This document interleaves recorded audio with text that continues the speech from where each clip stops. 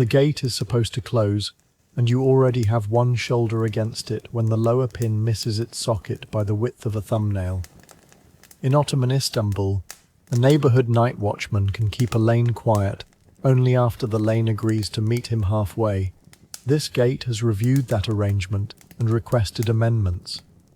If evenings like this earn your company, consider liking the video or subscribing, but only if you honestly expect to return. Tell me where you are listening and your local time. Let the room grow dim, settle into a position that asks nothing more of you, and stay beside the man holding the gate. He is a bekte, a neighborhood night watchman. This is a carefully composite 19th century night, built from recorded duties rather than one invented biography. Fixed lighting has not reached this particular lane. His lantern shows a hinge, a wet stone, and the stubborn pin.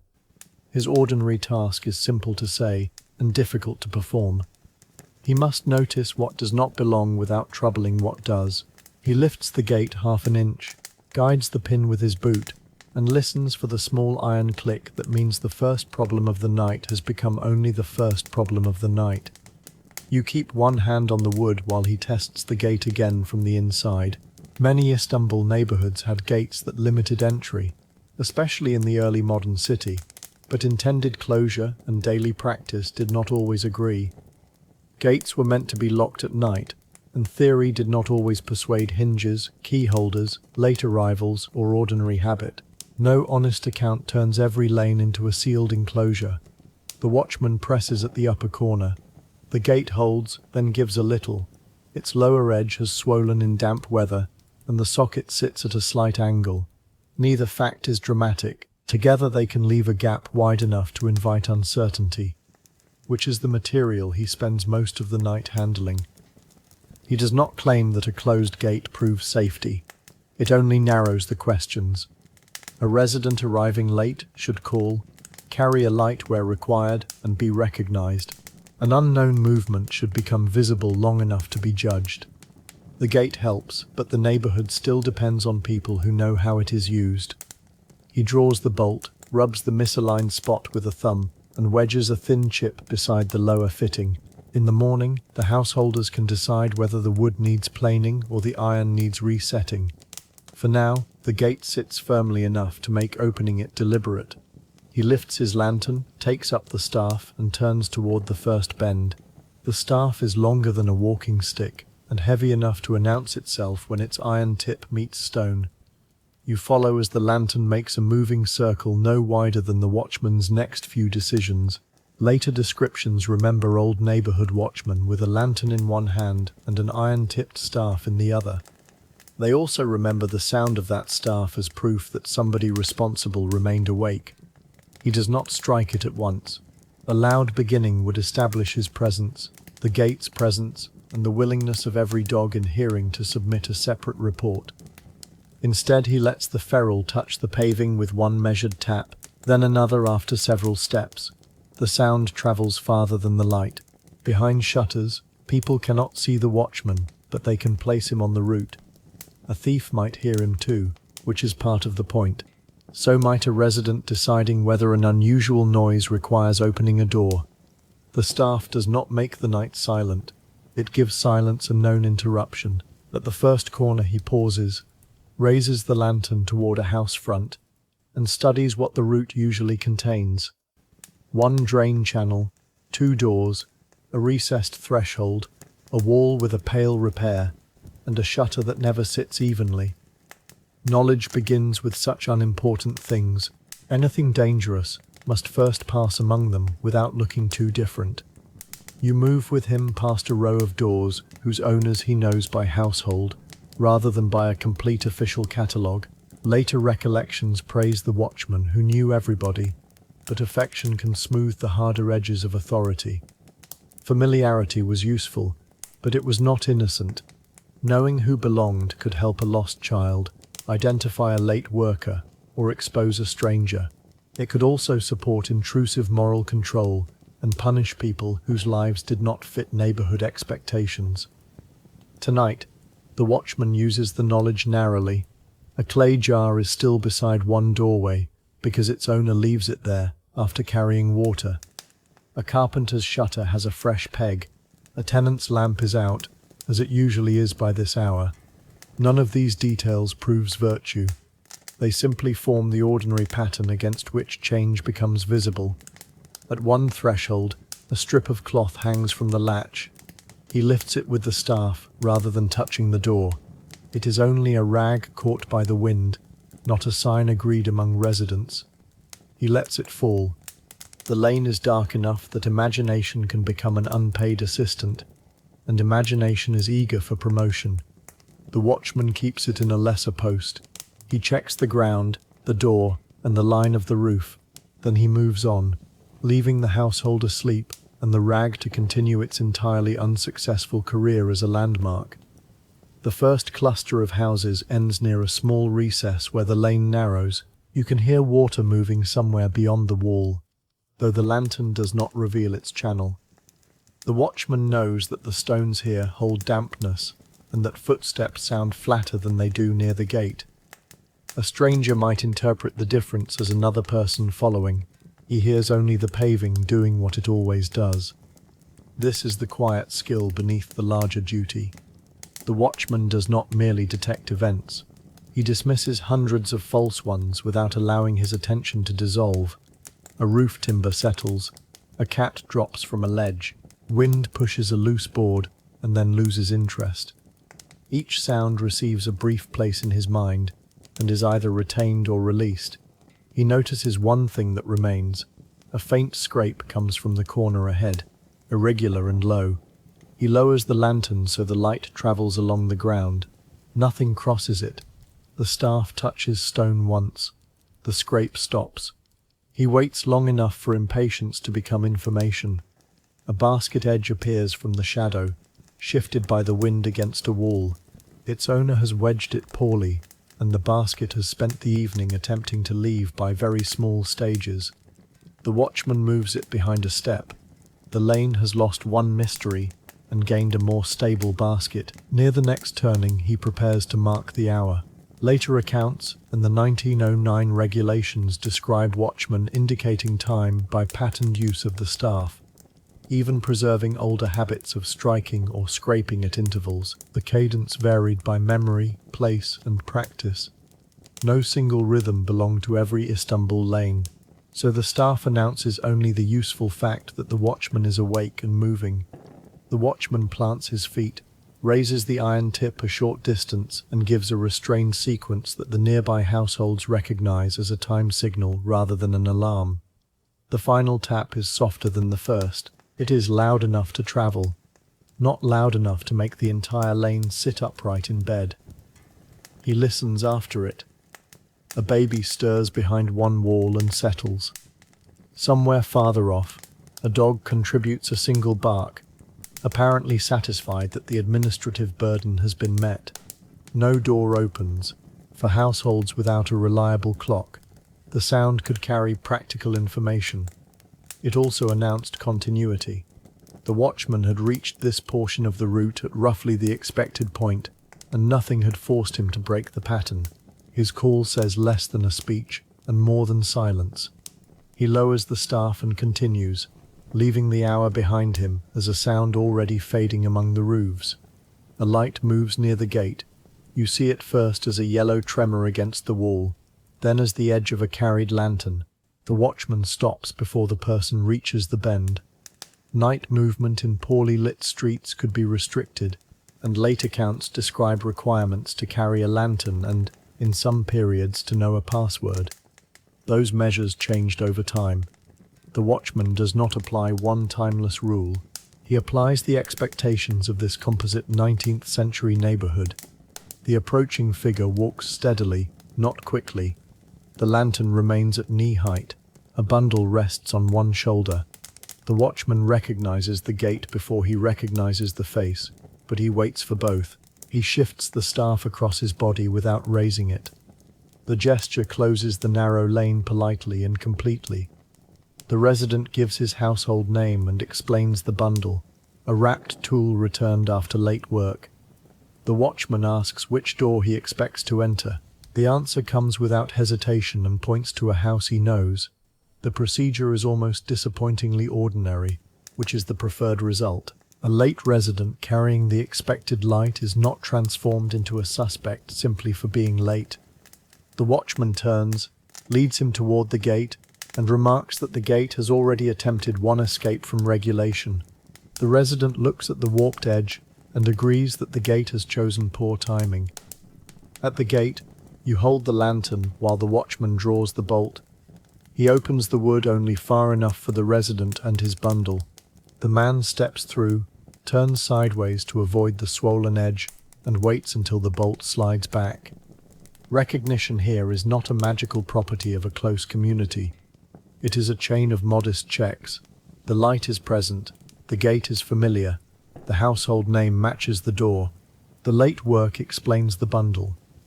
None of these signs alone is decisive, and together they are sufficient for a quiet passage.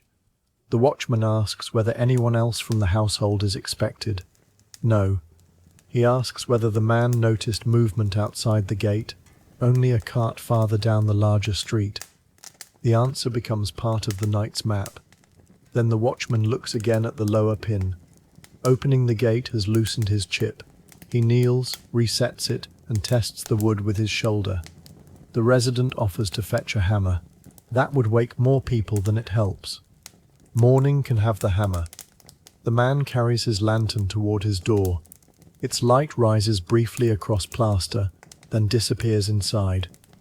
One late arrival has become an answered question. The watchman waits for the latch, hears it settle, and returns to the outer side of the gate for one more test. The gate closes more cleanly this time, though not with enthusiasm. You watch the lower edge ride over the damp stone and drop into place. Rules about gates created a boundary, but boundaries in lived neighborhoods were graded rather than absolute. Doorsteps, shared courtyards, cul-de-sacs, and lane entrances could all sit between household privacy and open street. The watchman knows this gate is not the city's wall and not a private front door. It belongs to the practical middle. Several households rely on it. Several adults may need the key. A late worker must pass. A stranger should not drift through unnoticed. The gate succeeds only when those uses remain compatible. He marks the swollen spot with a shallow scratch from the staff's ferrule. It will show the householders where the wood rubs. The gate has now received inspection, temporary repair, and a written report in the medium of damaged paint. It appears no more grateful than before. He does not linger. A gate can absorb attention precisely because it looks like the solution to security. The route beyond it still contains open roofs, side passages, and people who may move without crossing this point. He turns his back on the bolt and walks deeper into the neighborhood. Behind him, the gate stands shut, imperfectly but deliberately, which is enough for this hour. The lane ends in a cul-de-sac where 3 thresholds face one another. You enter a space that is neither a public square nor the interior of any house. One family leaves a stool by the wall.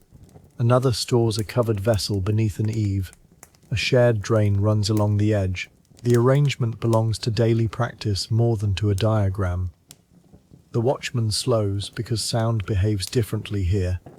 A footstep returns from the blank end wall. A whisper at one door may reach another. A lantern held high reveals upper shutters, but throws the ground into deeper shadow. He keeps it low. He checks each threshold without touching the latches. At the second, ash has blown from a household brazier and formed a pale fan on the stone. It is cold. At the third, a sandal lies on its side. Nothing suggests haste. The neighborhood's familiarity can be reassuring, yet it also places people under observation. The watchman does not inspect private rooms or invent a right to know every reason for wakefulness. His duty is the shared passage. He studies what has entered it and what might obstruct it. At the closed end, he turns carefully, placing the staff before his foot. The reflected sound of his own movement comes back once, then twice. You leave the cul-de-sac with him, carrying no new alarm. only a clearer sense of how close several households can be without becoming one household. A sharp wooden sound comes from behind you. The watchman turns, and you turn with him. It might be the loose shutter he noticed earlier. It might be a footstep against a door. It might be two separate sounds that darkness has tied together because darkness enjoys economy. He does not hurry. Speed would add his own noise and erase the next clue. Instead, he lowers the lantern, lets its light run along the base of the houses, and waits for the sound to repeat. Nothing moves at ground level. A second knock comes higher, followed by a short scrape. The staff remains quiet. The watchman changes his position by 3 steps. From here, the lantern catches the edge of an upper shutter lifting and falling in the wind. Yet beneath it, near the threshold, a shadow shifts once. He holds still again. The shadow is narrow, then gone. A person inside may have crossed behind a lattice. A loose cloth may have moved. The shutter alone explains most of the noise, but not all of it. This is where good judgment refuses the relief of the first plausible answer. The watchman has no need to turn a household into a scene. He also has no reason to leave a loose shutter battering its frame until something breaks. He approaches the door, stands to one side of it, and taps the wood with the staff's plain shaft rather than its iron tip. No one answers the first tap. You hear the shutter lift, strike, and settle again. The watchman raises the lantern just enough to show the upper hinge. One fastening has worked loose, and the lower edge swings farther than it should. He takes 2 steps back and studies the roofline. There is no smoke, no broken tile, no figure moving between houses. The earlier shadow does not return. He taps the door a second time and calls the household in an ordinary voice, using no alarm formula. A bolt moves inside. An adult householder asks who is there, though the answer is already likely. The watchman gives his roll and points out the shutter. The person behind the door says the fastening held at dusk. The exchange matters because it keeps the boundary intact. The watchman does not enter uninvited. The resident does not open fully into a dark lane. They speak through wood until each understands the problem. A narrow panel opens. Lamplight joins the watchman's lantern, making the threshold briefly brighter than the street. The householder looks upward, hears the next knock from the shutter, and sighs with recognition rather than fear. The watchman asks whether there is a pole or cord that can reach the lower catch. There is. While it is fetched, he keeps his eyes on the lane. Even a small service must not make the rest of the route disappear. The pole arrives through the half-open panel. It is longer than necessary and chooses every nearby wall before agreeing to point upward. You steady its lower end while the watchman guides the forked tip toward the shutter catch. The first attempt misses. The second pushes the shutter wider. The third catches the loop and draws it inward. The householder pulls a cord from inside, and the 2 halves meet with a soft knock. The watchman tests the result by pressing the pole against the frame. The fastening holds. Wind returns and finds no loose board to employ. Later regulations allowed watchmen to assist people in need, as long as they did not neglect their assigned duties. Older memories gave them an even wider catalogue of household services, some affectionate, some clearly burdensome. The distinction matters. A neighbourhood watchman could be helpful without becoming every household servant, and late reforms explicitly tried to stop private chores performed merely to earn tips. Here the service is brief and connected to the shared night. A loose shutter creates noise, damage, and uncertainty. Securing it removes all 3. The householder thanks him and offers hot drink. He declines, not heroically, but because the pole has already consumed more of the round than its length suggested.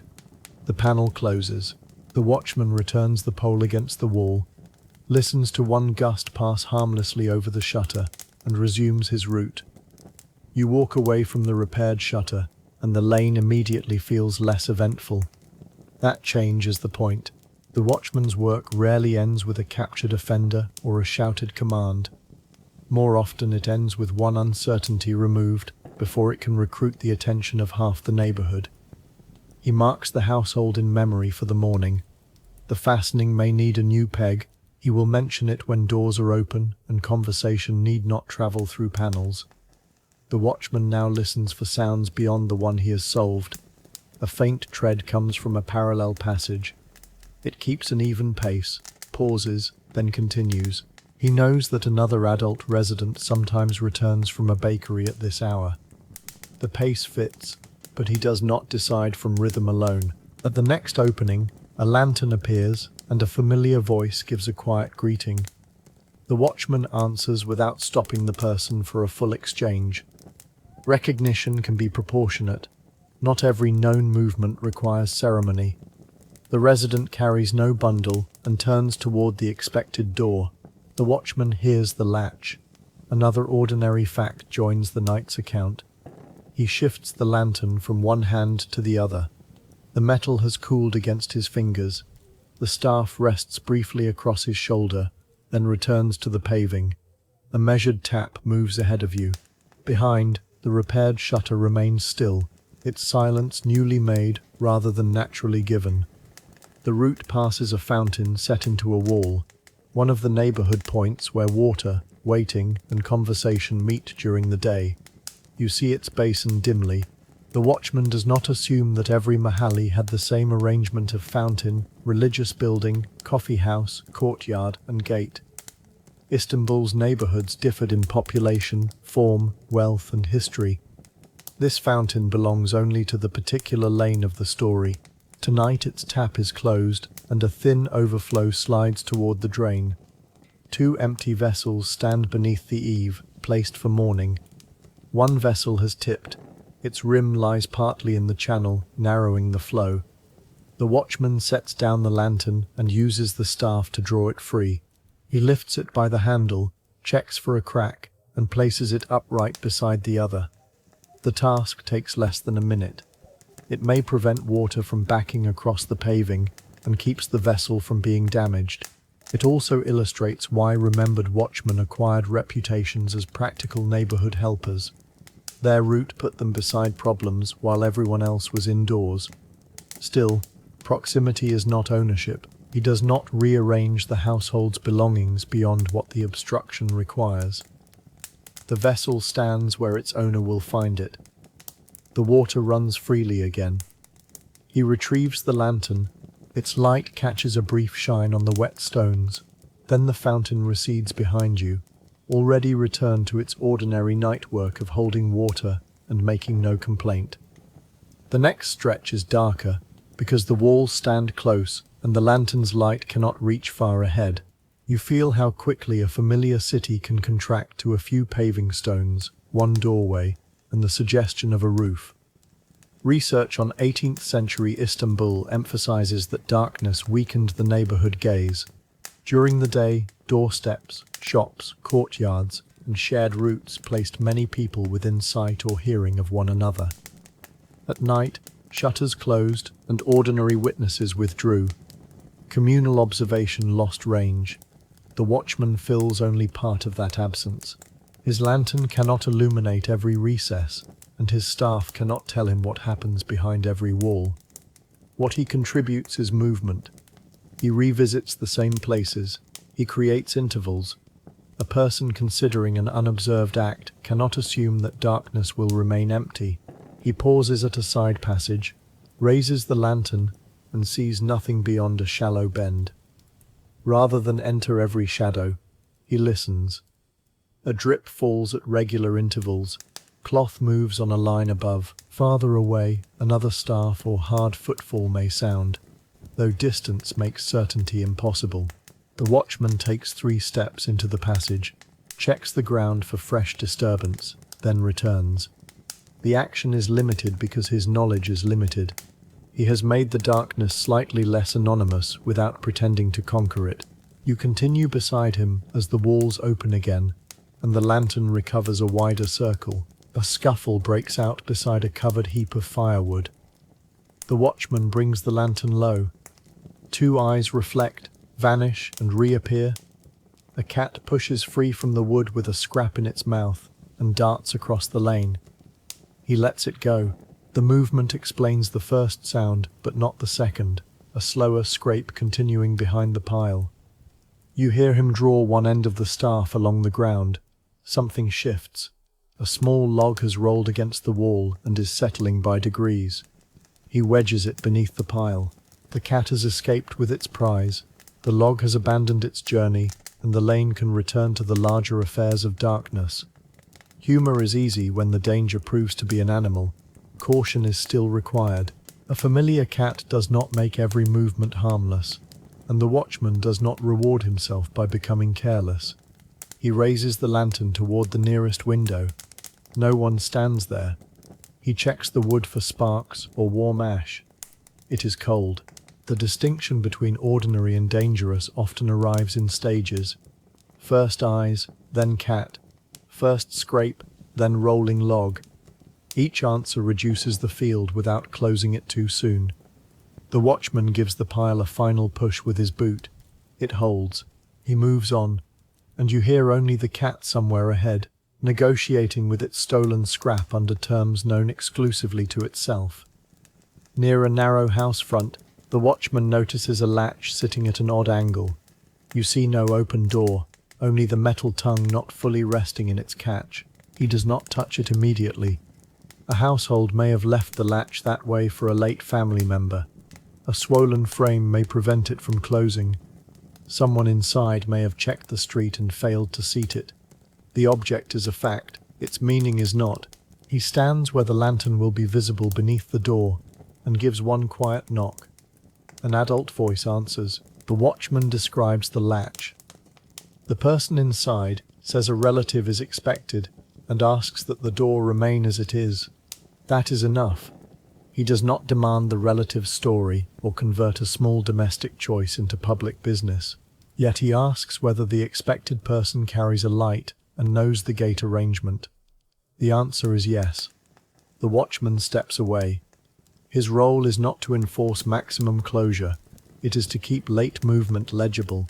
A partly seated latch, known to the household and connected to an expected arrival, is different from an abandoned door. He notes the house in memory and continues. The latch remains imperfect, much like the neighborhood gate, but now its imperfection has an owner and an explanation. The night grows quieter, not because every opening is sealed, but because fewer openings remain unanswered. The lane approaches the edge of a small commercial cluster. Before the 20th century, market watchmen and neighborhood watchmen belonged to distinct arrangements. Shopkeepers appointed watchmen in relation to commercial space, while the mahalli supported its own familiar guard. Their duties could resemble one another, but the institutions should not be folded together before the late Ottoman merger. Your watchman stays within the residential boundary. From the street he can still notice whether a nearby shutter is forced, whether light appears where no one expects it, or whether movement crosses into his route. He does not claim the market watchman's whole responsibility.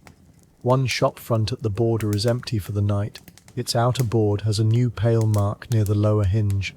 He kneels and looks closely.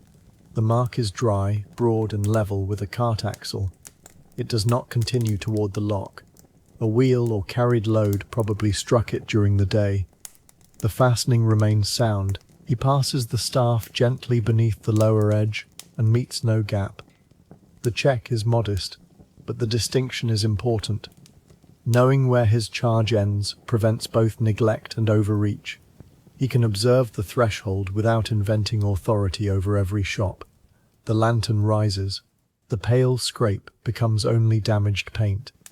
He returns to the residential lane, leaving the commercial cluster to its own appointed watch and to the quiet wooden fronts lined beyond the corner. At a sheltered doorway, a folded paper waits beneath a small weight. The watchman recognizes it as a message prepared for public notice in the morning, not a private letter left carelessly in the street. Older watchmen are remembered as relaying public announcements before printed news reached every household, and later administration continued to use local figures for minor official communication. He does not open the paper and declaim into sleeping houses. Timing is part of the duty. The message is meant for daylight gathering near the neighborhood's shared point. You watch him check that the stone has not shifted and that damp from the paving has not reached the fold. He moves the packet higher onto the dry part of the threshold and places the weight over it again. This action preserves information without adding noise. A public announcement can be useful precisely because it arrives when people can hear, ask, and act. A night cry is reserved for matters that cannot wait, especially fire. The watchman memorizes the doorway. At dawn, he will remind the responsible householder that the notice remains there. He does not invent its contents for you. It might concern a service, a repair, a levy, or an order.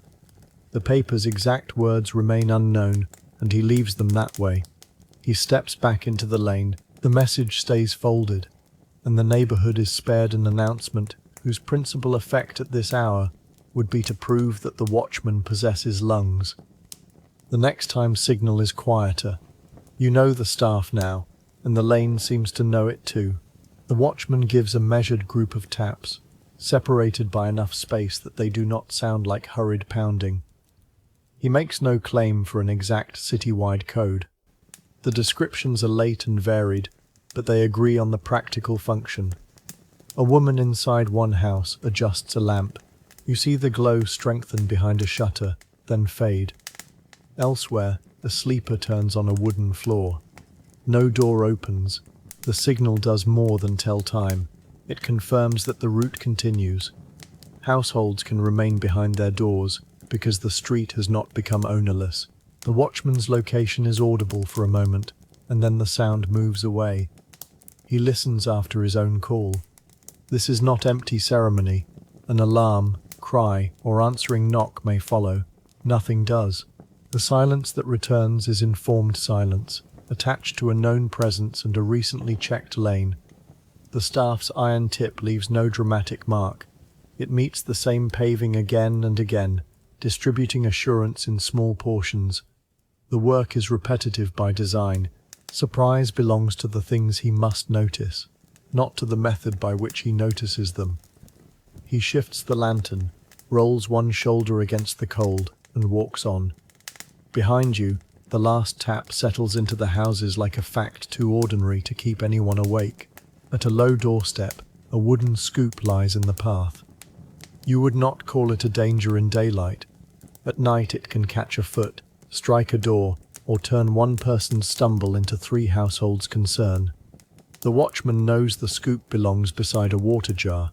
He lifts it and sets it upright against the wall. The handle immediately slides down again. The scoop appears committed to horizontal service. He tries a second position beneath the jar's lip, where it stays. This is the sort of procedural victory that receives no medal and prevents no ballad. It may prevent a bruised shin, which is more useful to the person who would have owned the bruise.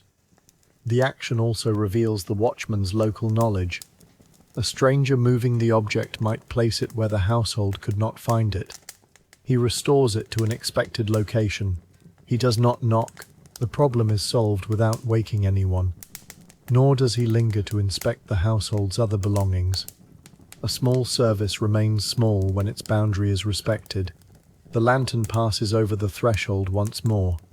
No latch is disturbed, no ember glows, no unusual mark crosses the damp stone. He continues along the lane. Quiet, in this part of the round, consists of objects not becoming incidents. A scoop stands where it belongs. A sleeper never knows that a step was cleared. The watchman's success is not a story told inside the house. It is the absence of a story the household would rather not have. A smell of smoke reaches the bend. You stop before you see any light. The watchman lifts his head and waits for the air to move again. Smoke in a city of hearths is not automatically fire. The household may have banked coals for the night. A chimney may draw poorly. Wind can carry another roof's ordinary smoke down into a lane. Yet Ottoman Istanbul's recurrent fires made hesitation consequential. Dense building and wind could turn a small ignition into a neighborhood disaster. The watchman must neither shout too soon nor dismiss the smell, because every house uses flame. He turns the lantern down, protecting his night vision as much as the simple light allows, and walks slowly toward the source. The smell strengthens near one wall, then weakens. He backs up, changes angle, and waits for another breath of wind. There is no visible flame. No window brightens.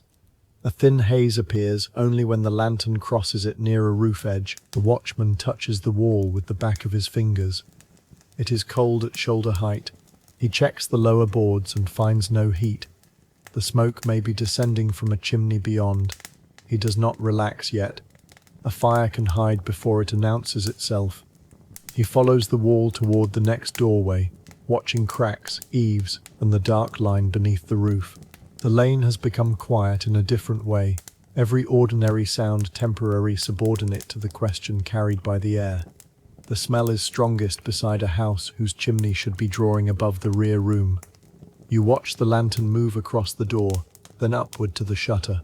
No orange light leaks through. A faint grey thread slips beneath an eave and disappears. The watchman listens. Inside, someone shifts a pot or iron tool. The household may still be awake. He knocks with the wooden shaft, 3 calm taps, and calls the adult householder. A voice answers at once. That is useful. The watchman says he smells smoke near the wall and asks that the hearth and chimney be checked. He does not say there is a fire. The distinction keeps the household attentive without sending panic through the lane. The bolt draws back. An adult resident opens with a lamp shielded by one hand. Warm air carries a stronger smell, not sharp flame smoke, but singed cloth or soot. The watchman asks where coals were banked. The resident points toward the rear and says a cloth was hung nearby to dry. That is enough to require movement. You remain at the threshold while the watchman enters only after invitation. No named fire lies behind this moment. It gathers recorded fire and aid duties into one plausible household test. The risk is ordinary and plausible. He follows the resident toward the hearth, leaving the door partly open so his lantern remains visible from the lane. In the rear room, a cloth has slipped from its peg. One corner rests close to the covered brazier, darkened and warm but not yet flaming. A small line of smoke rises where the fabric touches hot metal. The watchman does not make a speech. He lifts the cloth with the staff, carries it away from the brazier, and lays it on bare floor. The resident brings water. Together they wet the darkened corner until steam replaces smoke. You hear another adult in the household checking the chimney and moving a vessel away from the hearth. No one is mocked for the mistake. Fire risk belongs to ordinary life, especially where heat, wood, cloth, and darkness share close quarters. The watchman turns the cloth with the staff. The blackened area is no larger than a hand. He presses it flat and watches for renewed smoke. None appears. Then he checks the brazier cover. It is seated, but one vent faces the fallen peg. The resident rotates it and moves the drying line farther away. The incident is small precisely because it was noticed while it remained small. A broader alarm would now create more danger than it prevents, crowding the lane and waking households before the source is controlled. The watchman steps back toward the door, but he does not leave yet. He smells the room again, studies the ceiling and wall, and waits for the last thread of steam to vanish. At the threshold, you and the watchman look upward once more. The eave shows no glow. The wall remains cool. The resident carries the wet cloth outside and spreads it on the stone where any hidden heat can escape. The watchman asks for a second vessel of water to be kept near the hearth until morning. He does not dictate the household's whole routine. He addresses the immediate consequence. Late Ottoman regulations made fire response explicit. If a fire had begun, one watchman could warn residents and obtain water, while another notified police and neighborhood pump crews. Earlier urban memory likewise places watchmen among those who raised the alarm. Those precise administrative arrangements belong to their periods. Across the later Ottoman accounts, a practical expectation remains. A night watchman should notice fire quickly and make notice travel. He returns at once to action. He walks the outer wall, lantern raised, checking where smoke had escaped. The smell is already weaker. No neighbouring roof shows haze. Inside, the resident settles the brazier and moves the peg. The household door remains open while the watchman completes the check. That openness is temporary and purposeful, not an invitation to inspect anything else. After several quiet breaths, he says no general cry is needed. The resident nods. The decision prevents a small heat problem from becoming either a spreading fire or a needless neighbourhood alarm. He closes the door only after the watchman steps back into the lane. The wet cloth lies on the stone, dark at one corner. You stand with the watchman until the resident turns it again. No smoke rises. He asks the household to remain awake for a little while and to check the brazier once more before resting. The instruction is practical, not punitive. A mistaken placement has been corrected. Nothing is gained by turning it into a moral offence. This restraint matters because neighbourhood authority could be coercive. Watchmen participated in surveillance and at times in intrusive enforcement shaped by local moral expectations. A calm account must hold both sides. Familiarity could bring help quickly. It could also make private lives vulnerable to public judgment. Tonight, the watchman refuses the unnecessary expansion of his authority. He has inspected the source with permission, addressed a shared fire risk, and asked for a follow-up. He does not question the household about unrelated matters or summon neighbours to witness a mistake.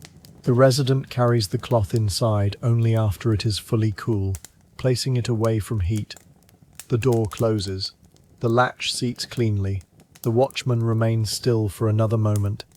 His lantern shows damp stone, the base of the wall, and the thin trail where water has run into the drain. The night's most serious possibility has ended with no flame, no alarm cry, and no awakened lane. He lifts the staff. The round must continue. A solved danger cannot become a reason to overlook the next ordinary sound. At the following corner, the watchman meets another adult resident returning from a nearby household. The person carries a covered bowl and a lantern. The watchman recognizes both the walker and the direction. He asks whether the resident noticed smoke. The answer is no, only the ordinary smell of banked hearths. That confirms the problem was local. He explains that one household has cooled a fallen cloth and will keep watch a little longer. He gives no name and adds no shame. The resident looks relieved and continues home. The covered bowl remains level through the exchange, a minor achievement on paving that has ambitions of its own. You follow the watchman through the next segment. He now listens with the afterimage of risk in mind. Every chimney smell seems sharper for a few minutes. Good judgment requires him to recalibrate. The recent incident makes fire more imaginable, not more likely at every door. He checks one warm wall and finds a normal hearth behind it.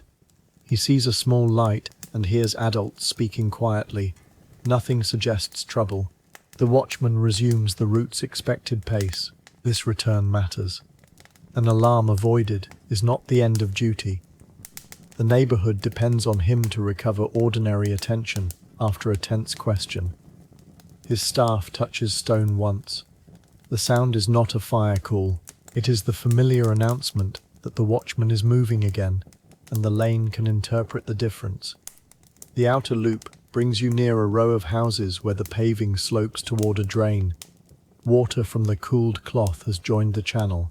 The watchman watches its direction, confirming that it does not carry ash or heat. He then reviews the night in the order of action, not importance. Gate pin, late resident, loose shutter, moved vessel, unseated latch with an expected arrival, smoke checked, cloth cooled, no wider alarm. This internal accounting protects continuity. A watchman who relies on familiarity must also remember exceptions. The ordinary pattern can swallow a detail if he does not place it somewhere. At one door, the expected late relative has arrived. The latch now sits fully in its catch. The watchman does not knock to confirm what the metal already shows. A known open question has closed. At another, the repaired shutter holds against a gust. The secured pole remains where he left it. Again, No knock is needed. The lane shows what his choices have changed. Actions taken earlier continue to work. A route is not merely a circle through space. It is a return to decisions, allowing them to be tested. The watchman reaches the fountain. Both vessels stand upright. Water runs freely. He permits himself no celebration. The fountain has not asked for one. You move on beside him, and the repeated places feel changed, not by new facts, but by resolved ones. The night is becoming an account with fewer open lines. A distant cry rises from another part of the city, too far away to distinguish. The watchman stops. You hear no repeated fire call, no nearby rush, and no answering movement along this lane. He waits through several breaths. The sound does not return. It may have been a boatman, a porter, another watchman, or a voice from a larger street. Darkness compresses distance and enlarges uncertainty. He does not invent a reason. He moves to the neighborhood's higher turn, where a roof gap gives a narrow view. No glow appears. The air carries no new smoke. The responsible choice is to remain alert without abandoning the assigned route for an unlocated sound. If a fire alarm is repeated or relayed, he can act. If he leaves now, his own neighborhood loses the person expected to receive that relay. He gives one staff signal to mark his position. Somewhere beyond, another hard sound answers, perhaps a watchman in a neighboring area. The exchange is too indistinct to treat as a code. It proves only that the city contains other wakeful people. The watchman descends from the turn. He checks the recently warmed house once more from outside. Nothing has changed. The distant cry has not become an event here. It remains an unanswered sound beyond the route, honestly left uncertain. Quiet does not require pretending the whole city is silent. It requires knowing which sounds demand local action and which must be held without a story. Cold gathers before dawn. You notice it in the watchman's fingers as he shifts the lantern handle and flexes his hand around the staff. The flame has shortened. He opens the lantern only enough to trim the wick and protect it from wind. Lantern forms varied by period, and no single decorative model belongs to every century. Its practical work is enough. A carried light makes the watchman visible and gives him a limited field for inspection. He checks the oil. Enough remains for the last part of the route. The flame grows steadier after the trim, throwing a clean edge across the paving. At a doorway, an older resident opens briefly and asks whether the night has been quiet. The watchman answers with proportion. A loose shutter was secured. A small smoke problem was cooled. The gate needs repair. There has been no general alarm. This is the first verbal accounting of the night. It turns absence into information. The resident can close the door, knowing that quiet has not meant neglect. The watchman does not mention every basket and scoop. Judgment includes deciding which details belong in the morning report and which have already completed their usefulness. The door closes. He moves on. The lantern now shows the first faint change in the sky, reflected on damp stone. Not daylight yet, but the beginning of a shift the route has been waiting for. Near the gate, the watchman meets the late resident from earlier, now stepping out to check whether a tool was left near the threshold. You recognize the walk and the household. The resident finds the tool inside his bundle and laughs quietly at himself. The watchman does not turn the mistake into a search. He asks instead whether the gate held when the man entered. It did, though the lower edge dragged. Together they test it. The resident lifts while the watchman draws the bolt. The wood opens with a low scrape. The temporary chip remains in place, but it is compressed. They agree that the edge should be planed and the lower fitting reset after sunrise. A householder who uses the gate most often will bring tools. Another can hold the weight. The conversation is practical and local. The watchman does not issue a municipal decree. The resident does not pretend that shared property repairs itself through goodwill alone. He closes the gate once more and seats the bolt. The resident returns indoors with the tool he had never lost. You stand beside the watchman at the same place where the round began. The gate is still imperfect. The difference is that its behavior is now known, its temporary support tested, and its repair assigned to waking people. The first ambiguity of the night has become a morning task rather than a hidden weakness. The watchman remains by the gate as the eastern sky pales. He reviews what must be handed over to daylight. The lower socket needs resetting. The loose shutter needs a peg. The household with the brazier should check the cooled cloth and move the drying line. The public notice waits under its stone. He does not claim that nothing happened. Several things nearly became larger. A gate nearly remained unreliable. A shutter nearly kept a household uncertain. A cloth nearly stayed against heat. Each was noticed at a scale where ordinary action could still solve it. This is the answer promised at the gate.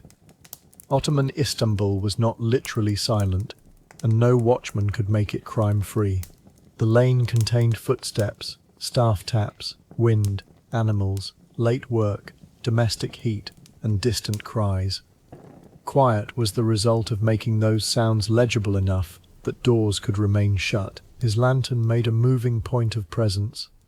The staff carried that presence beyond the light. His route created expected intervals. His knowledge of households turned a late figure into a resident rather than an anonymous threat. His restraint kept help from becoming intrusion. His response to smoke prevented both delay and needless alarm. The night feels uneventful because he kept acting. Success is the absence of the event everyone would remember.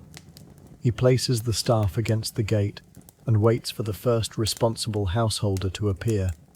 A bolt moves on the nearest door. An adult householder steps out, wraps a coat more closely, and greets the watchman. You watch them test the gate together. The watchman points to the scratch marking the swollen edge and the compressed chip beside the socket. He gives the night's account without ornament. The householder listens, then lifts the gate while the watchman withdraws the temporary wedge. Morning light enters beneath the wood. The gate opens onto the larger street, where carts and workers will soon replace the watchman's narrow circle of lantern light. He reports the shutter, the cooled cloth, the settled latch, and the notice waiting for daylight. No one was arrested. No general fire call was made. No stranger remained unexplained. The list sounds small because it is a list of problems stopped while small. The householder takes the key and promises tools after the first household tasks. The watchman does not stay to supervise. His round is complete. He lifts the lantern, now pale against dawn, and carries the staff away from the open gate. Behind him, the lane begins to populate itself again. The security of night passes back into many waking hands. The next story begins with one of those hands holding the disputed key, because the quiet produced by a watchman rested on obligations shared, argued over, paid for, and repaired by the neighborhood itself. A century earlier, in another particular Istanbul neighborhood, you begin with a key in an adult householder's palm. The iron is worn smooth where many fingers have turned it. The gate it serves stands at the end of a short lane, and two neighbors disagree about what should happen before night. This is not every mahalli. Ottoman neighborhoods varied in size, population, religious life, wealth, street pattern, and relationship to authorities. Some gathered around a mosque, church, or synagogue. Some had fountains, courtyards, coffeehouses, cul-de-sacs, gates, or combinations that changed over time. The story follows one small arrangement without making it a citywide template. The householder's goal is modest. He wants the gate repaired, a lamp supplied, and the watchman's contribution settled before evening. The friction lies in the word shared. A shared duty is rarely shared in exactly the same way. One neighbor's door opens directly onto the gated lane. Another uses a side passage more often. A renter arrived recently. A widow's household contributes through a relative. The watchman serves a route broader than any one threshold. You turn the key over with the householder. It enters the lock, catches halfway, and refuses to turn until lifted. The gate's opinion on collective administration remains consistent across centuries. The householder removes the key, wipes rust from one tooth, and walks toward the fountain where the first discussion will begin. At the fountain, you see how a neighborhood becomes visible through ordinary errands. One person fills a vessel, another waits on the dry edge of the paving. A child carries a message but does not join the adult's dispute. Doorways open and close around the shared point. The householder asks a neighbor to inspect the key. The neighbor tries it without lifting, and it sticks. He tries again with a practiced upward pressure, and the bolt moves. This success does not settle whether the key is sound or merely accustomed to being persuaded. They agree that the lock needs cleaning. They disagree about the lamp. The householder says a light near the gate helps anyone returning late. The neighbor says his household rarely uses that entrance and should not pay the same share. The fountain hears both arguments and continues delivering water with the neutrality expected of stone. You follow the householder's eye from the basin to the gate. The distance is short enough for voices to carry, but long enough that night will divide it into separate pools of darkness. A lamp at the gate does not illuminate every door. It marks one boundary and helps the watchman inspect arrivals. The neighbor does not deny the use. He questions the measure. That distinction keeps the disagreement practical. The householder closes his hand around the key and suggests that they review the other shared obligations before deciding what equality means. The route from the fountain passes a small religious building used by several households in this neighborhood. You do not need to decide that it defines every resident or every daily action. In Ottoman urban life, such buildings could anchor worship, announcements, charity, and local contact, while actual neighborhoods remained more varied than a neat map suggests. The householder stops at the outer court where an older adult keeps a simple record of contributions. The page does not resemble a modern tax register, and the story does not invent exact entries. It contains names, amounts, and reminders connected to shared needs. The watchman's support is one line among others. Oil for a lamp is another. A minor repair and a levy may appear elsewhere. The householder reads only the items relevant to the dispute. A recent payment is missing from one household. The absence may mean refusal, delay, or an unrecorded contribution in kind. He does not choose the most accusatory explanation. Instead, he asks who received the last collection. The answer points to a neighbor who is away for the day. The item remains open. This small uncertainty shows why collective systems required memory, surety, and repeated face-to-face accounting. A neighborhood could act together without possessing one perfect office or one voice. You leave the court with the householder carrying the key and a list of questions, not a verdict. Back at his doorstep, the householder spreads the problem into parts. You sit near enough to see the key, a scrap of cord used for measuring, and 3 small piles of coins representing possible shares. Ottoman neighborhoods could serve as intermediate units between individuals and the state.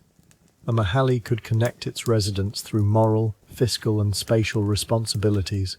Common funds could meet shared expenses, especially tax burdens. Yet the exact legal personality of a neighborhood was neither simple nor uniform. The householder does not speak in those abstract terms. He asks who benefits from the gate, who can pay, who supplies labor, and whose household already provides oil elsewhere. One neighbor proposes equal shares by household. Another proposes shares according to property. A renter argues that the owner should pay for the hardware, while occupants pay for oil. Each measure captures one part of the truth and favors someone. You watch the householder move a coin from one pile to another. The argument does not mean the shared obligation has failed. It is the mechanism by which a shared duty becomes specific enough to perform. He sets aside the watchman's contribution because it follows an existing arrangement. The gate repair and lamp remain open. Then he takes the key and cord outside. Before dividing money, he wants to know exactly what is broken. At the gate, the householder threads the cord through the handle and pulls while a neighbor lifts. You see the lower edge drag along the stone. The lock itself is stiff, but the gate also sags toward the lane. A carpenter from nearby inspects the hinge without being turned into a named hero. He presses the wood, looks at the lower fitting, and says damp has swollen the edge, while the metal strap has loosened. Planning alone would help for a season. Resetting the fitting would last longer. The diagnosis changes the contribution. Hardware and skilled work cost more than lamp oil, but they also serve the structure rather than one night's use. The neighbour whose household favours the side passage points out that he still relies on the gate when the other route is blocked. The householder does not press the advantage. Instead, he asks whether that household can provide labour while paying a smaller cash share. The answer is possible. This is collective responsibility at household scale. Money, labour, access, and reputation are exchanged in proportions negotiated by adults who will continue living near one another after the gate is fixed. The law and administration matter in the background, but the immediate agreement must fit hands and time. You hold the cord while the carpenter marks the swollen edge. The gate opens and closes once more, demonstrating the problem to everyone who has an opinion about it. The key question proves harder than the repair. You follow the householder to a shared courtyard where two adults use different routes home. One wants the key kept near the gate. The other fears it will be lost or taken. A third says the watchman should carry it. Giving the only key to the watchman would simplify late entry until he is elsewhere on his round. It would also place too much control in one person's hands. The householder proposes 2 keys, but copying ironwork costs money and time. They consider placing 1 key inside the nearest household and another with the adult responsible for the lamp. That arrangement depends on someone being awake when needed. It also gives known residents a clear place to call. The discussion shows graded access in practice. A neighborhood gate is neither a private door nor a city gate. Its use rests on relationships between households, regular visitors, workers, renters, and the watchman. One resident worries about newcomers. The householder answers calmly that being new does not make a person dangerous. A household can introduce a renter, vouch for the arrangement, and establish which door and route belong to him. You see the coercive possibility in the system. Recognition can become exclusion if every difference is treated as suspicion. The householder insists on a narrow purpose. Keys should control entry, not grant neighbours a right to investigate every private life. A recent renter joins the conversation carrying a small bundle of kindling. You watch the others make room on the courtyard edge. He has lived in the lane long enough to know the watchman's route, but not long enough to be included in every old arrangement. He says his household returns late twice each week because of work. A key kept only with an early closing neighbour would make the rule impractical. He offers to contribute to a second copy if his household may use it. The proposal gives the key a new price and the argument a new direction. The oldest resident examines the existing iron as though it might disclose the moral character of everyone who touches it. It remains a key. The householder asks for a surety from the renter's household head. Not as an accusation, but as the customary connection by which obligations are made visible. The renter agrees. The key will be accounted for, and the household's late schedule will be known without becoming public entertainment. This resolution is not perfect inclusion. Neighborhood reputation could be harsh, especially toward people with less power. Affection cannot make that knowledge harmless. Here, the householder uses the available practice to reduce arbitrary suspicion rather than enlarge it. You help set the kindling aside from the damp wall. The adults agree to price a second key. One practical need has turned a newcomer from an object of discussion into a participant in the arrangement. The householder next visits the watchman during daylight. You find the man repairing the leather loop on his staff near a small room used between duties. Some later memories place watchmen above neighborhood coffeehouses, though lodging varied. This watchman has only a modest local room. The householder explains the sagging gate and asks where a lamp would help most. The watchman does not claim the brightest point for his own convenience. He walks the route with them. At the entrance, light placed too high would show the gate face, but leave the lower socket in shadow. Too low, and a passing bundle could strike it. He suggests a protected position on the inner wall, near enough to reveal the lock and a person's hands. He also describes when he is likely to be elsewhere. A lamp cannot replace the round. It can make late entry legible during the interval. The householder asks whether the watchman's contribution should rise because of the extra gate duty. The watchman says the gate is already part of his route. Repair and oil belong to the household's shared expense. That answer protects his local role without allowing every task to become a private fee. Older arrangements often depended on neighborhood support, while later regulations would formalize pay and restrict demands for tips. You leave the room with a clear lamp position and no new charge. The disagreement has lost one possible complication. In the cul-de-sac, you follow the householder past doorsteps that serve as more than edges. One adult shells beans in a bowl, another repairs a strap. Conversation crosses the shared space without turning it into anyone's interior room. Scholars describe such thresholds, courtyards, and dead-end lanes as transitional. They complicate a simple division between public street and private house. The householder understands this without theory. He knows where he may pause, where he should call before entering, and which step belongs to another family's daily use. The lamp dispute belongs to this geography.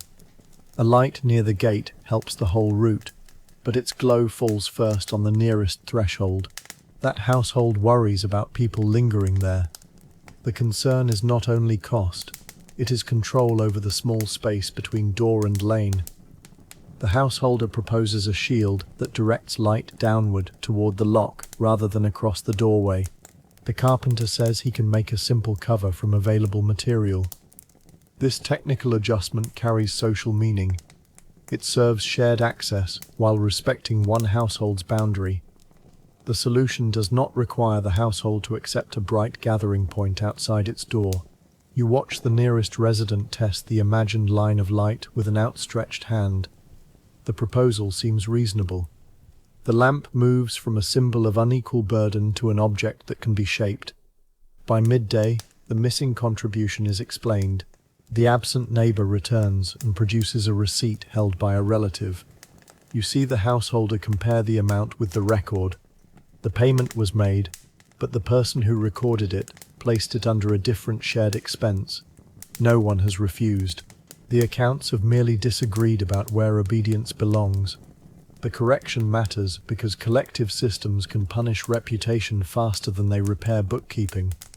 The householder crosses out no name. He adds a note beside the proper item and asks the record keeper to confirm it later.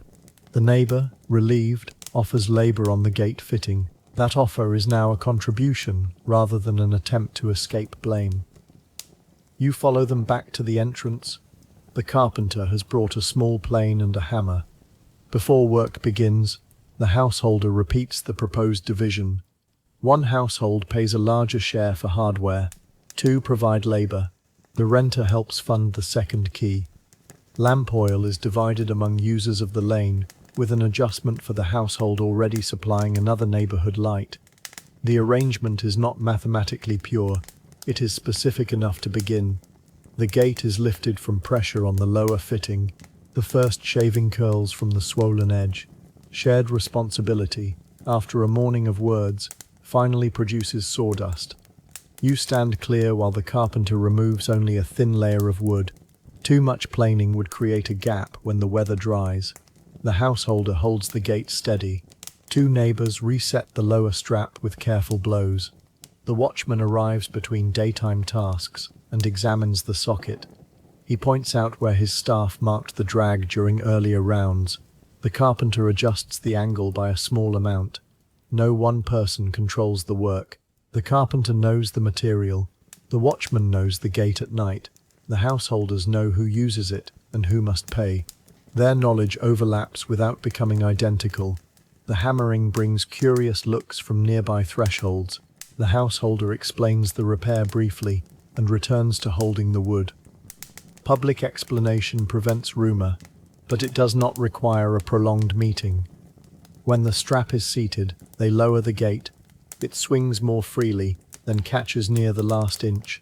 The carpenter takes one more shaving from the marked edge. This is the quiet middle of collective action, repetitive and uncelebrated. Lift, test, adjust. The disagreement has not vanished. It has been translated into tasks small enough to share. You see the second test succeed. The lower pin drops into its socket without a shoulder. The gate closes with a sound that satisfies everyone because it requires no interpretation. The lamp bracket is made next. You watch the carpenter bend a simple shield so the light will fall toward the lock and paving. The nearest household tests the angle from its doorway. A lamp is not neutral. It can make entry visible, extend social activity, expose movement to authority, or disturb a threshold. 18th century Istanbul also knew spectacular elite illumination, but this small neighborhood light belongs to another scale. It is meant to answer one practical darkness. The householder asks who will fill and light it. A rotating schedule sounds fair until one resident points out that two households are often away at dusk. A fixed responsibility with shared oil may be more reliable. The nearest household agrees to tend the lamp in return for a slightly reduced cash share. Another household will provide oil when the first is absent. The watchman will report if the flame is out, not take over daily maintenance. This division acknowledges that equality can mean dependable difference rather than identical turns. It also keeps the watchman from becoming the automatic solution to every shared task. You hold the bracket against the wall while the carpenter marks holes. The lamp will sit high enough to avoid bundles and low enough to show the key.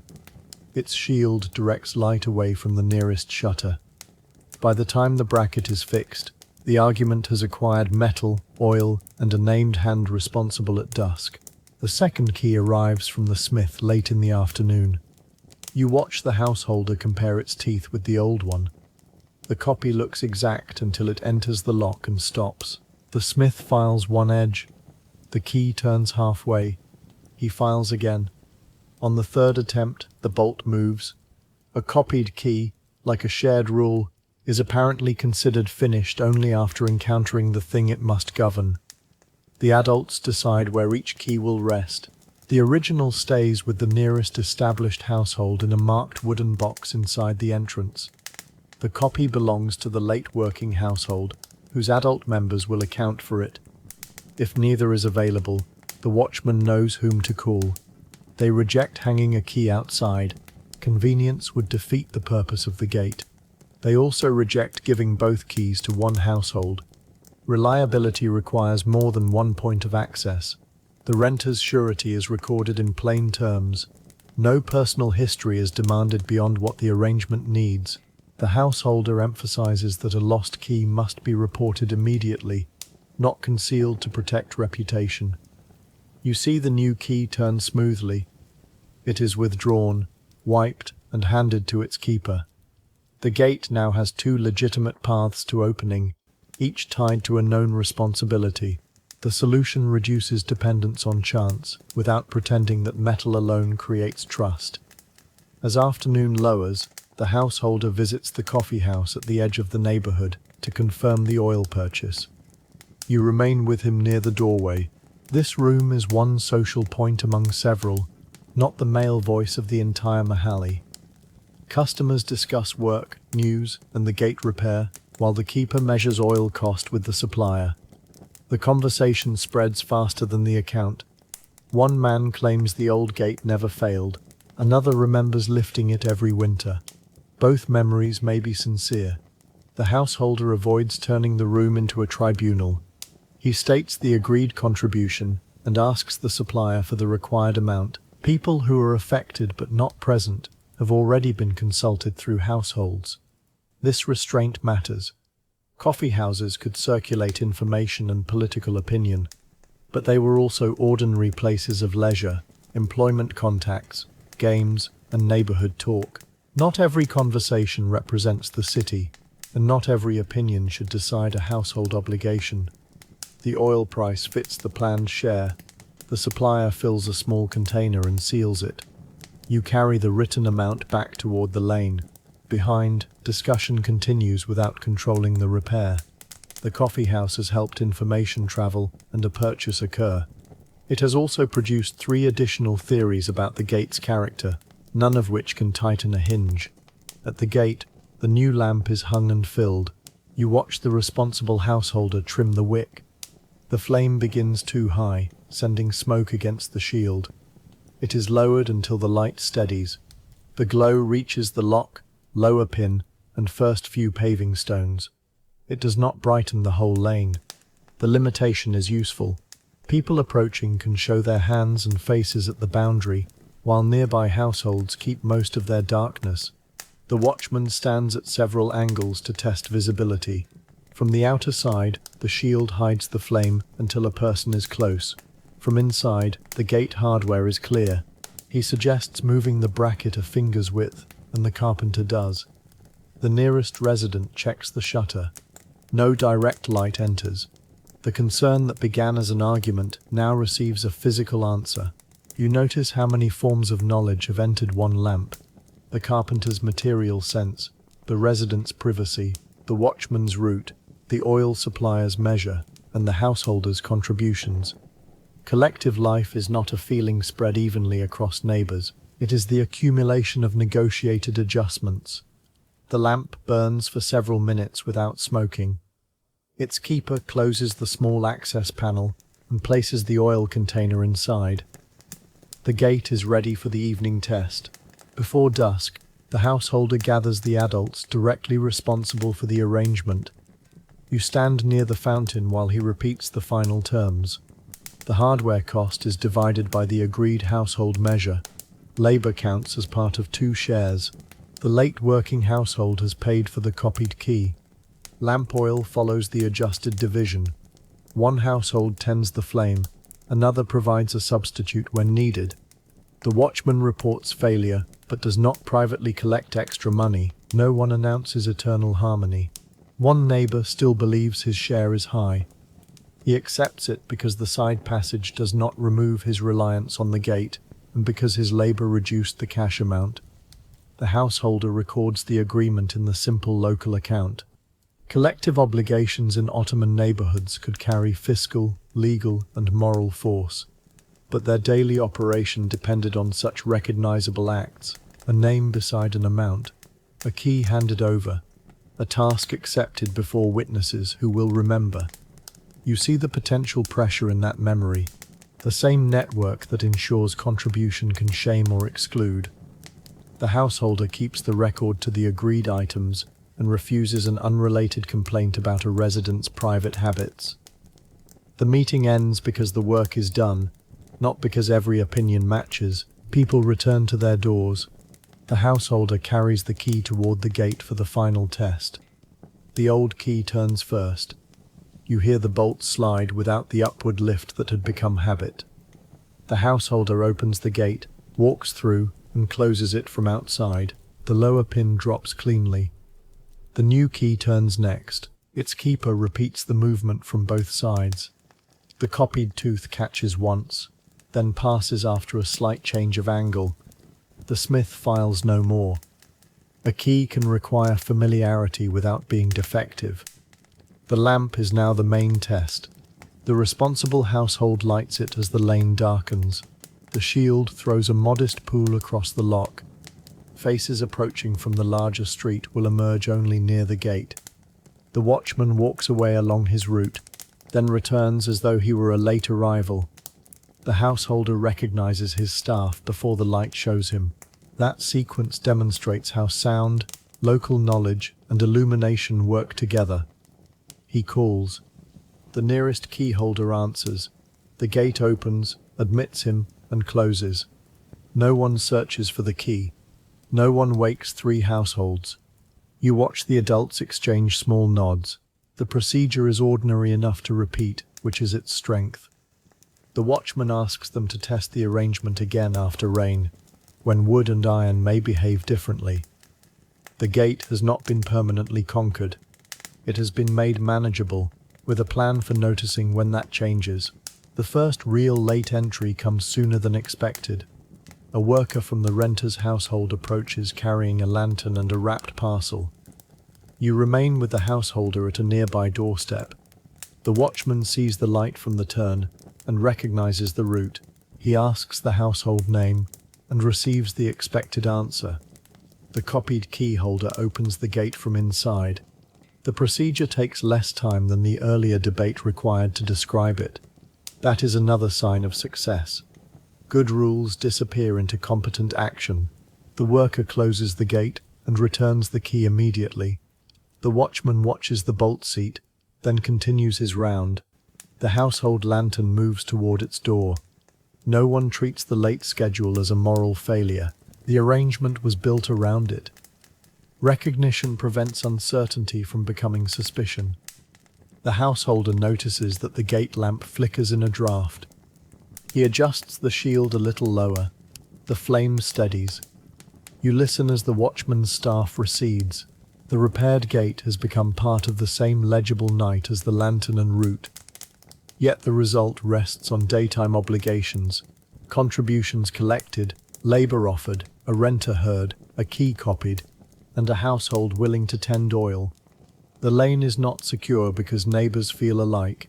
It is more predictable because they have agreed what each adult will do when the light moves at the gate. A moth discovers the lamp. You watch it circle the shield, strike the metal, and return with the confidence of a contributor who has misunderstood the budget. The nearest resident brushes it away and checks the wick. This is the last dry edge of the story. The practical issue remains serious enough. Insects, drafts, soot, and low oil can reduce the lamp's usefulness. The tending household must inspect it rather than merely light it. The householder looks from the lamp to the gate. The glow serves the lock and paving as planned. It does not turn the lane into day. Darkness still covers the spaces beyond, and the watchman still has to move. A neighbour brings the first small portion of replacement oil. The amount is marked in the account. Another adult promises the next supply. Shared duty continues after agreement through repeated deliveries too minor for ceremony. You see the gate open once for a known visitor and close again. The key is returned to its box. The watchman passes without stopping. His staff signal enough to place him on the route. The day's dispute has become a sequence of objects in working order. Lamp, shield, key, socket, account. None is perfect. Together they reduce the number of decisions that must be improvised in darkness. The householder returns to his doorstep and lets the moth resume negotiations elsewhere. The householder sits for a moment while evening settles around the fountain and thresholds. You remain near him as the lane returns to ordinary use. He thinks about what the neighbourhood has asked of its people.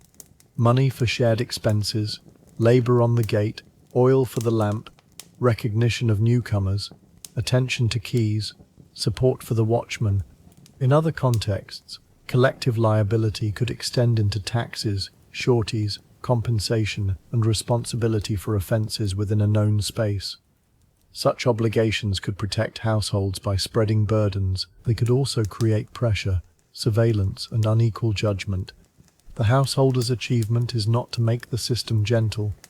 It is to resolve one disagreement without using its coercive power for an unrelated purpose. He hears the copied key turn. A late worker enters. The sound is clean. At the fountain, an adult fills a vessel and carries it home. A door closes. The lamp keeper checks the flame. Each person performs a small part without needing the entire agreement repeated. You see how the Mahali acts as an intermediate scale. Larger authority may demand order or payment. Individual households experience the burden. The neighbourhood translates between them through records, reputation, common funds, and practical arrangements. The householder rises. He tests the gate once more, not because it has failed, but because shared things remain reliable only when someone keeps noticing them. The gate closes under the householder's hand. You hear the lower pin fall into its socket, and the bolt meet the cleaned lock. He does not have to lift the wood. The neighbour who disputed the lampshare approaches. He examines the light and admits that the shield protects the nearby doorway better than he expected. He does not withdraw his earlier argument. He simply recognizes the adjustment. The householder answers that the oil account can be reviewed after a month. An agreement capable of revision is more durable than one defended as perfect. They place the original key in its marked box. The copy remains with the late working household. Both locations are known to the watchman and to the responsible adults. No ceremony closes the matter. The neighbor carries a tool home. The lamp keeper trims the wick. The householder returns the cord used for measuring to a peg. The solution rests in these movements. A Mahalli did not share security because every resident formed one harmonious family. It shared because duties, liabilities, money, access, and reputation pushed people into negotiation. Sometimes that produced care, sometimes control. Tonight it produces a repaired gate, a shaded lamp, and a procedure narrow enough to respect several households. You step back from the entrance. The watchman's first round has begun, and his staff arrives as a faint sound before his lantern appears. The watchman reaches the gate and pauses beneath the lamp. You watch him inspect the new fitting, touch the bolt, and glance toward the key box. The householder gives the briefest account of the first late entry. It worked. The watchman does not praise the neighborhood as a model. He asks who holds the second key and whether the lamp has enough oil. The answers are clear. He resumes the route. The householder remains on his doorstep until the staff sound passes the fountain. Then he closes his own door. The shared lane lies outside, neither fully public nor private, held by a chain of limited responsibilities. The gate is shut in practice, not merely in theory. That distinction will have to be made again tomorrow, and after rain, and whenever a key changes hands. For this evening, the arrangement holds. The next evening begins nearby. Beyond one turning, a coffeehouse keeper is trying to end an evening whose participants do not share the householder's respect for completed procedure. Cups remain on tables. A game has one move left. A story is approaching an ending at the speed stories choose for themselves. The neighborhood watchman will pass that room too. His relationship with it will be familiar, useful, and not neutral. The householder's gate settles behind you as the sound of conversation gathers ahead. The coffeehouse keeper begins closing while the room still believes it is open. He gathers 2 empty cups from a low table and leaves 3 that are not empty enough to justify removal. Near the wall, 2 customers study a game. At the center, an older man continues a story for listeners who have arranged their faces to show that the end matters. Another customer repeats news heard near the waterfront, adding the careful phrase that he does not know whether it is true. The keeper's ordinary goal is to close at the expected time with the cups counted, embers safe, shutter fastened, and every adult outside. None of these tasks is difficult alone. Together they must be performed against conversation, which has no handle by which it can be carried to the door. Ottoman coffeehouses served many functions across different periods and places. Men came for leisure, news, games, stories, work contacts, small arrangements, and the networks that helped newcomers find their footing in a city. This particular room contains several of those uses without representing every coffeehouse. The keeper lifts one lamp wick slightly, looks at the soot above it, and lowers the flame instead. The gesture is understood. One customer finishes his cup. The game continues. The story reaches a pause that proves to be an entrance into another part. The keeper tells the room that the last cups are now being served. A customer near the game board asks for one. One last cup is not a unit of time. It is a beverage surrounded by confidence. The keeper pours anyway, because closing a coffeehouse requires sequence rather than sudden victory. He stops heating more water, moves the unused cups away, and begins counting what remains on the tables. The customer receiving the last cup is a porter who has arranged work for the morning through a man seated near the door. Their conversation shows the room's practical value. Labor, news, friendship, and leisure overlap without asking permission from separate categories. At another table, a visitor from outside the neighborhood listens for the name of a lodging place. A regular customer gives directions, and offers to introduce him to someone at daylight. The coffee house becomes a small node in a migration network, useful before any official form can make the connection. The keeper hears all this while wiping a tray. He does not treat every unfamiliar face as suspicious. He does, however, remember who brought the visitor and where the man expects to go. Outside, a staff touches pavement. The sound is distant but approaching. The keeper lowers the lamp another degree. The room grows quieter by one voice, then returns to its conversation at a slightly reduced level. The game has reached a position that both players consider decisive. The keeper moves the nearest empty chair against the wall, reducing the room around them without interrupting the board. Games gave customers a structured reason to remain. A move can end, a story can finish. News can be repeated until it changes shape. The keeper prefers the first kind of ending because it leaves a visible result. He gathers cups from listeners whose attention is fixed on the storyteller. The tale itself remains undescribed. Storytelling belonged in many coffee houses, though this composite evening receives no invented performance. What matters is the shared attention and the keeper's calculation of how much longer it will hold the room. The storyteller reaches a turn that draws murmurs. The keeper waits before lifting a cup from directly beneath a listener's hand. Closing still requires tact. At the door, the visitor receives directions again. He repeats the street name to make sure he has heard it correctly. The regular who offered help says they will meet after morning prayer at a known fountain. The keeper sets the cleaned tray near the wall. Half the tables are now bare. The room is still socially alive, but its objects are moving toward closure.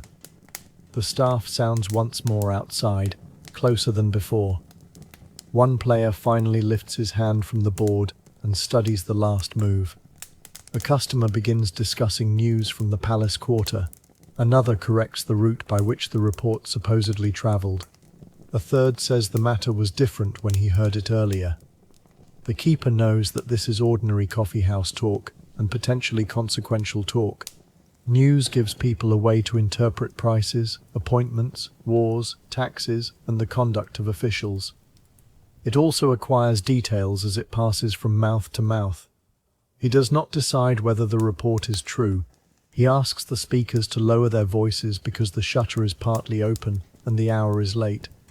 The request concerns the room's relationship with the street as much as the content.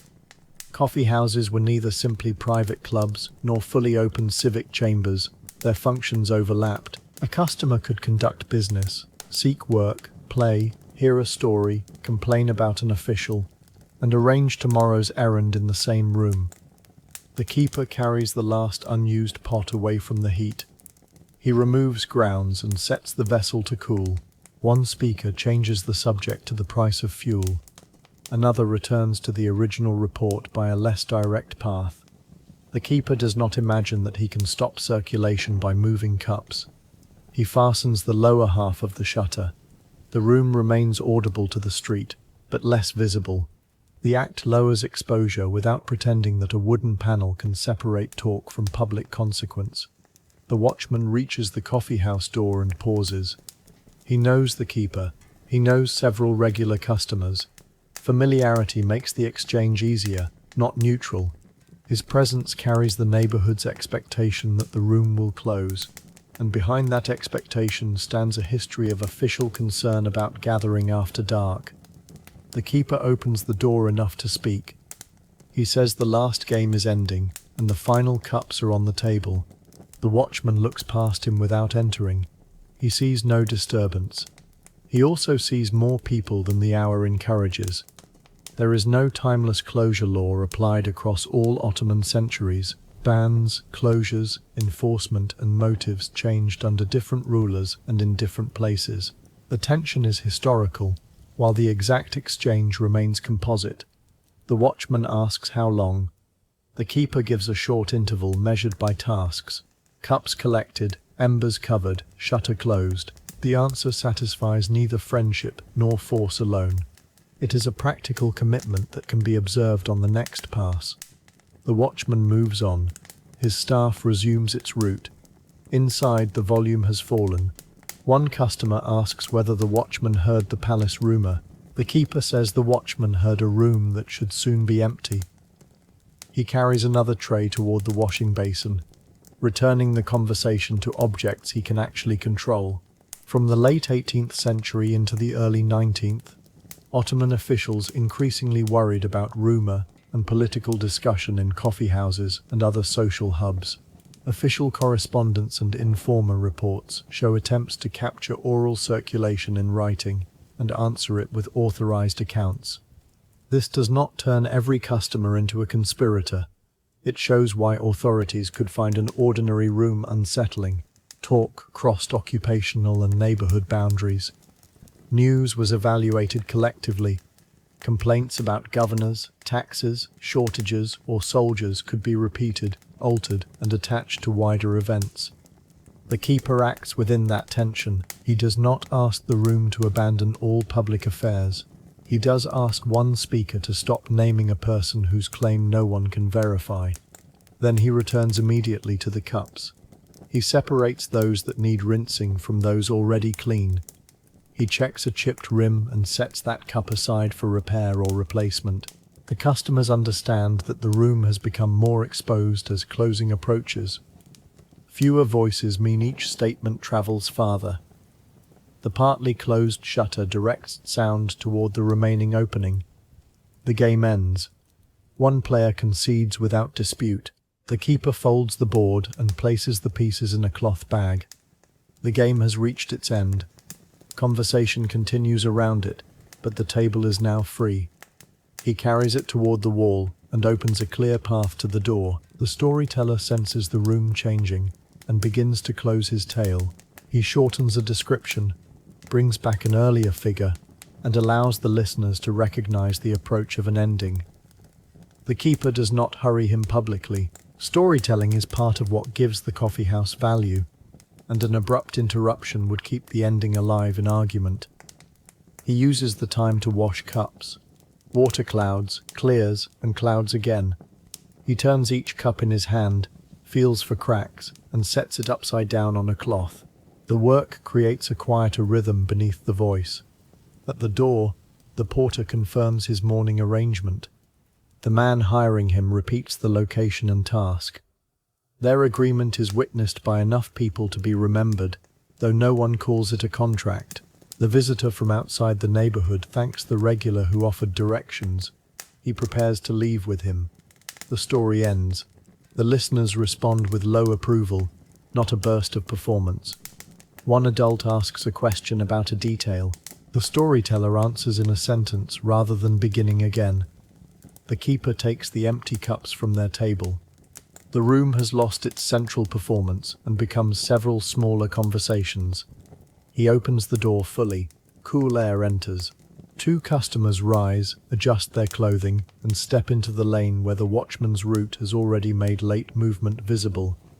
The first departing pair walks in the same direction. The keeper watches until their lantern reaches the turn. He is responsible for the room, not for following adults home, but he notes that they carry light and move together. Inside, the customer with the last cup has not finished it. The porter sits near him, now waiting only because leaving alone would be less convenient. The keeper places a saucer beneath the cup and continues working. The remaining news discussion has become less certain. One speaker admits that he heard the report from a man who heard it near a market. Another says the event may have occurred on a different day. The keeper does not resolve the matter. Officials' concern with rumor often centered on this very mobility. Oral information could not be fixed easily. Each retelling carried judgment. Attempts to monitor or print an authoritative version did not erase the social process by which people decided what sounded credible.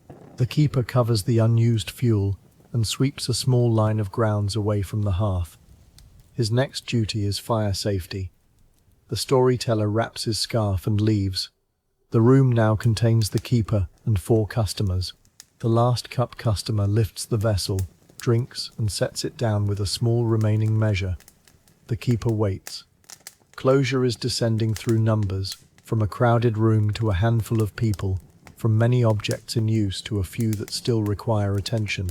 One customer remains because he is arranging the sale of a small quantity of material for tomorrow's work. The keeper hears price, place, and time repeated. Coffee houses could support such commercial contacts without becoming formal exchanges. The two adults settle on a meeting after daylight. No money changes hands tonight. They separate the promise from the late hour and stand. The keeper returns their cups to the tray. He asks the last cup customer to finish or leave the remainder. The man looks into the vessel, considers the amount, and drinks it. The delay has ended. The room has moved beyond it. The keeper's attention turns to the ember bed and the wooden surfaces around it. He rakes the coals inward, removes a fragment of charred wood, and checks beneath the brazier. The floor is warm but not dangerously hot. A metal cover waits nearby. The customers put on outer garments. One asks whether the keeper has heard a different version of the palace news. He says he has heard enough versions to know that another will be available tomorrow. The answer closes the subject without claiming authority. The men step toward the door. 3 leave together. Their footsteps separate at the lane. One turns toward the gate, one toward a side passage, and one waits beneath the lamp for a companion. The keeper watches only until each movement becomes expected within the neighborhood route. 2 customers remain. One is the porter waiting to walk with the other. The other is finishing a sentence that began before he stood. The keeper lifts the last cups from the table. The speaker continues without them. The watchman's staff sounds at the far end of the lane. This is the promised return. The keeper measures the room against what he told him. Cups collected, embers nearly covered, shutter ready. He asks the men to go. The porter rises at once. The speaker pauses, looks around at the empty tables, and recognizes that the room has already closed around him. They move toward the door. The keeper hands back a small cloth left on a bench. He does not let it become tomorrow's mystery. Outside, the watchman's lantern appears. He does not stop directly before the door this time. The visible progress is enough. The 2 customers greet him and continue. The watchman watches their direction, then moves on. The keeper stands in the doorway until the lane clears. His relationship with the watchman has worked through familiarity and authority. The room closed without intrusion, but not without pressure. He shuts the door and places the bar loosely, leaving himself one final exit. The coffee house now contains only the keeper, the tools of closing, and the heat that must be made safe. The keeper begins with the chairs. He lifts each one rather than dragging it, because the households above or beside the room have already heard enough of the evening. Chairs move against the wall, tables follow. The game board rests in its cloth. Story listeners have left no object behind except one forgotten walking stick near the corner. He recognizes the owner and places the stick beside the door for morning. He does not reopen the lane to chase a customer whose house is known and near. The cups are counted. 1 has a chipped rim, 2 remain soaking. The rest stand inverted on cloth. The day's small cash is separated from money held for a supplier. The keeper performs these acts in a room that has changed meaning. An hour earlier, the same tables supported news, work, stories, and political judgment. Now they are wood to be placed away from embers. The changed room explains part of the evening's tension. Officials could see the coffee house as useful and unsettling because its ordinary functions created dense contact. The keeper sees the same room as livelihood, responsibility, and risk. He carries the chipped cup to a shelf rather than returning it to service. He washes the last 2 vessels. Water runs dark, then clear. Outside, 1 footstep passes and fades. The keeper waits, hears no knock, and returns to the hearth. The embers require patience. The keeper spreads them, checks for bright pockets, then draws them together again beneath ash. He leaves enough controlled heat for morning, only if the hearth arrangement permits it safely. This is not the possible fire of the watchman's earlier round. No smoke escapes unexpectedly. The task is ordinary closure. made serious by a city where flame could move quickly through built fabric. He places the metal cover, leaving the intended vent. He moves a cloth farther from the heat and checks the wall behind the brazier. The shutter comes next. He closes the upper panel, draws the inner fastening, and presses once to test it. The street sound narrows. A final customer has not returned for the forgotten walking stick. The keeper leaves it by the door. He reviews the room without introducing new questions. Cups, chairs, game pieces, cash, water, embers, shutter. Each has a place and consequence. The coffeehouse's talk cannot be put away so neatly. News will leave with customers, change in other rooms, and return tomorrow. That mobility explains official attention, but the keeper cannot close speech by covering coals. He can close the room.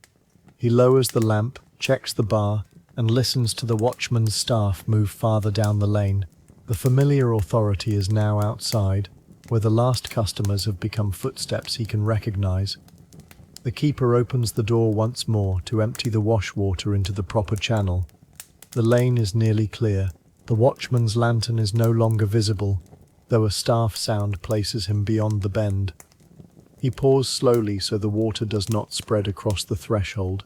The flow joins the drain and disappears. One late customer approaches from the direction of the gate. It is the owner of the forgotten walking stick. He carries a lantern and apologizes for returning. The keeper hands him the stick without reopening the room. The exchange happens at the threshold. The customer thanks him and leaves at once. This small return illustrates the watchman's neighborhood world. A late figure is not anonymous simply because the coffeehouse is closed. The person, object, and direction make sense together. The keeper closes the door again and sets the bar fully. The action is final this time. Inside, the lamp is the only bright point. He turns it down until the room's edges soften. The ember cover remains in place. The coffeehouse evening has ended without proving whether the palace rumor was true, whether every opinion was safe, or whether officials would approve of every hour spent there. Those questions belong to larger histories. The keeper's goal was smaller and complete. Every customer is outside. Every cup is accounted for. The room is safe enough to leave. He stands beside the covered hearth and lets his eyes move once around the room. The chairs form a close row against the wall. The tables leave a clear center. The game bag rests on its shelf. The forgotten stick has been claimed. No cup remains beneath a bench. The keeper remembers the morning labor arrangement, the visitor's directions, and the supplier's money. These are not mysteries. They are tasks carried forward by known adults. He also remembers the rumor discussion, but he does not record every sentence or imagine himself outside the networks of observation. Coffeehouse keepers could be pressured by authorities, customers, neighbors, and livelihood at once. Familiarity offered no neutral position. The watchman's pause at the door had changed the room without a raid or arrest. That quiet pressure belongs to the dual role of neighborhood authority. It can keep closing orderly. It can also make ordinary gathering feel watched. The keeper checks the shutter latch a second time. It holds. He lifts the small cash box and places it in its secured location. The box's design and amount remain unguessed. Placing it away simply completes his account. The lamp is lowered again. The room's social energy has become a set of settled objects. He takes his outer garment from its peg and prepares to leave through the rear or main door, according to the established arrangement of this particular shop. The keeper chooses the main door because the lane is known and the watchman is on his route. He lifts the bar, steps outside with a small lantern, and closes the door behind him. The lock turns. He tests it once. No customers wait nearby. The last cup man is gone. The storyteller's listeners have dispersed. The visitor has a morning meeting and a place to seek lodging. The porter has work arranged. The room's mixed functions have resolved into separate paths. Leisure ends at one door. Labor continues tomorrow. News travels beyond the keeper's control. Official concern remains part of the atmosphere without defining every participant. He looks through the shutter gap, only enough to confirm the lamp is low and the hearth cover sits properly. Then he moves away from the door. The watchman appears at the next turning. The keeper gives a brief report. Room closed, customers gone, embers covered. The watchman does not enter to inspect without cause. He glances at the shutter and lock, then accepts the visible result. They walk together for several steps. Their familiarity is practical. The watchman knows the keeper's routine. The keeper knows that the next pass will occur. At the fountain, they separate. The keeper turns toward home. The watchman continues, leaving the closed coffeehouse behind as one answered point on the route. The last substantive movement of the coffeehouse story remains inside the shutter. Under ash, the controlled ember holds a low red edge. It is not introduced as a new symbol. The keeper placed it there, checked it, and covered it. Morning will find the room ready for work. Outside, one customer's footstep passes the closed front, then another farther away. Neither stops. The watchman's staff follows at a different interval. The answer is now visible. A coffeehouse evening could be useful because it joined work contacts, news, leisure, stories, games, and assistance to newcomers. It could appear unruly because those activities resisted a single closing moment. It could unsettle officials because talk moved through networks that were difficult to monitor or correct. No one function cancels the others. The keeper lived inside their overlap. He has converted the room back into objects, chairs aligned, cups inverted, game closed, money set aside, ember covered, shutter fastened, last customer gone. Closing has not silenced conversation. It has given the room a responsible ending after conversation has done its work. The watchman's lantern passes once across the lower shutter. A narrow stripe of light moves over wood and disappears.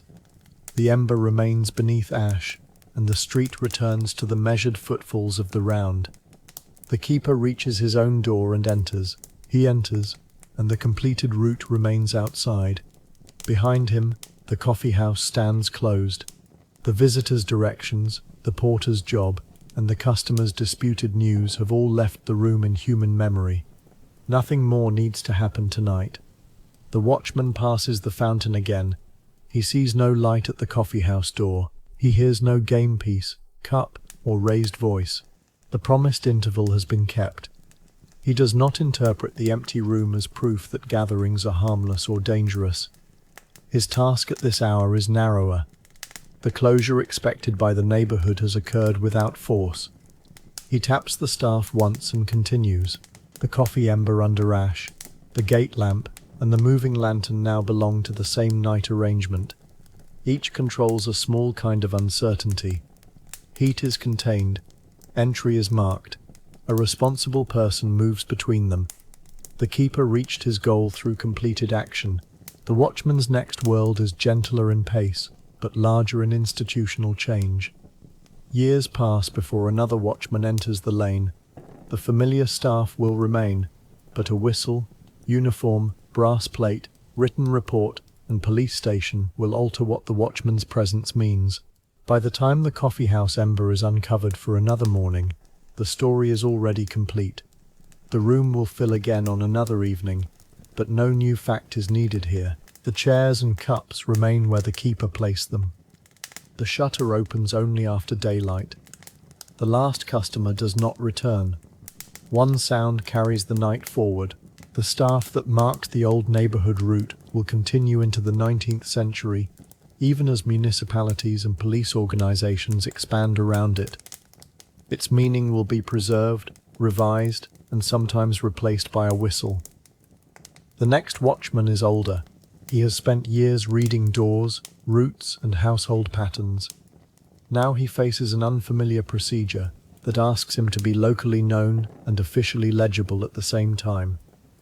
The changes waiting for him concern surveillance, coercion, employment, and public order. The lane grows more sober around them. The closed coffeehouse recedes. The covered ember remains safely beneath ash.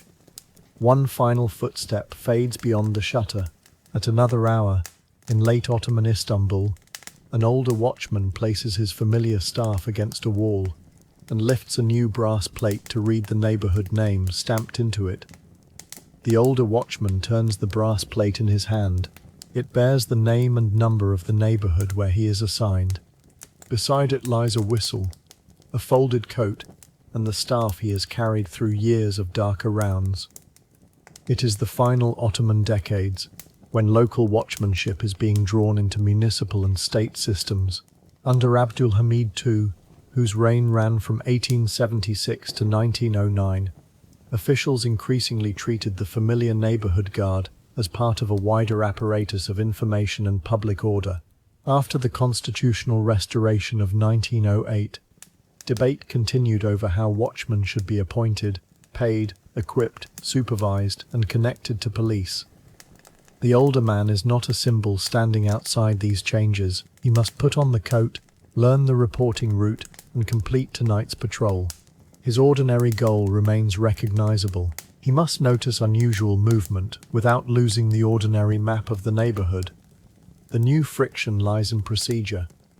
The route is no longer accountable only to household familiarity and local support. A municipal office, police station, equipment list, and written rule now stand behind it. He fastens the brass plate to the collar where it can be seen. The staff remains against the wall. He lifts the whistle, tests its weight, and reads the instruction again before placing it on its cord. He runs a thumb over the stamped letters, then checks that the plate hangs flat enough to be read without catching the collar. The appointment paper sends him first to a police station, rather than directly to the lane. This movement explains the institutional change more clearly than a lecture. In the older arrangement, the Mahalli collectively employed its watchman. The person was embedded in local relations, supported through neighborhood contributions, and judged through familiarity. During the 19th century, the development of police organizations, separate from the military, and the expansion of municipalities altered that position. The older watchman enters a room where an officer checks his name, assigned area, and residence. The 1909 regulations required candidates to be investigated and tied their service to official supervision.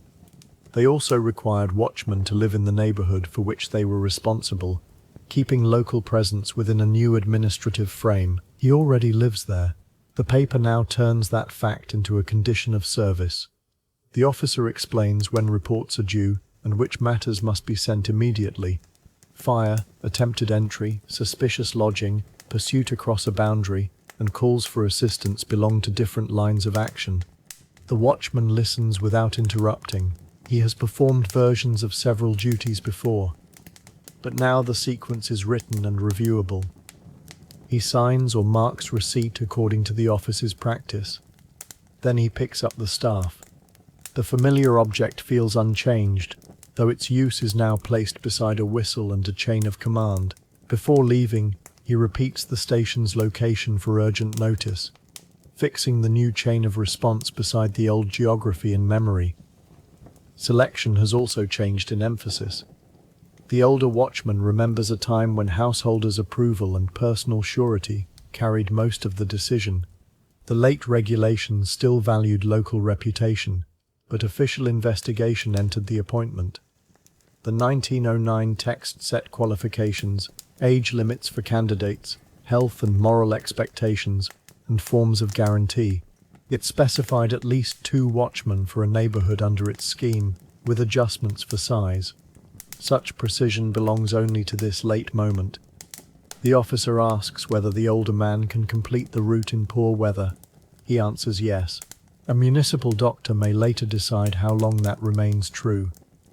Age has become an administrative category as well as a fact visible in his pace. The watchman does not resent every question.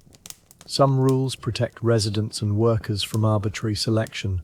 Others increase the state's reach into a relationship that had once been negotiated more locally. He receives the shift assignment. Another watchman will cover the adjoining portion.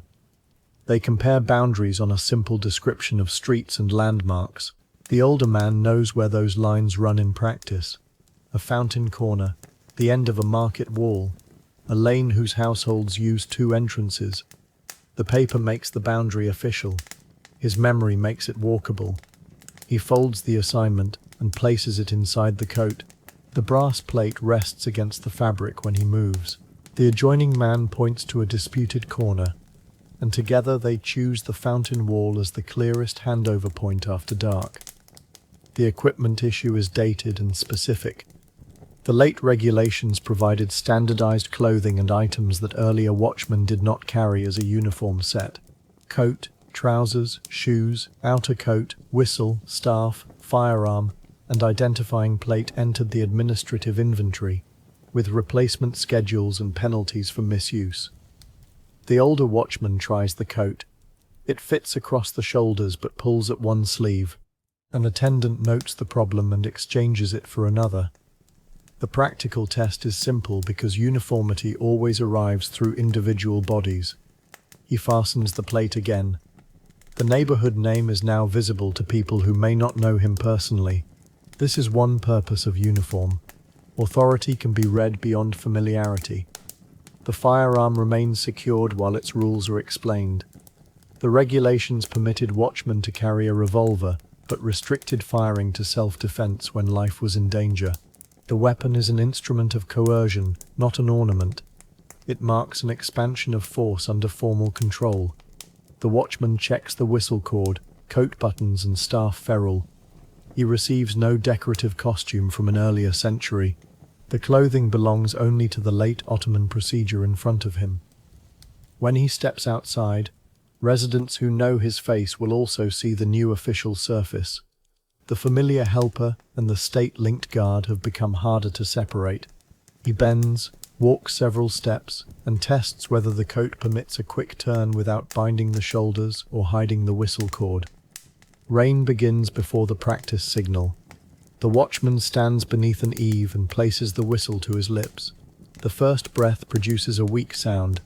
Moisture has entered the mouthpiece. He removes it, shakes it once, and wipes it with the edge of a cloth. The failure matters because communication equipment must work in the weather where it is needed. The second signal carries across the yard. Another watchman answers from the far side. The officer explains that whistle calls can summon help or alert the next neighborhood when a followed person crosses a boundary.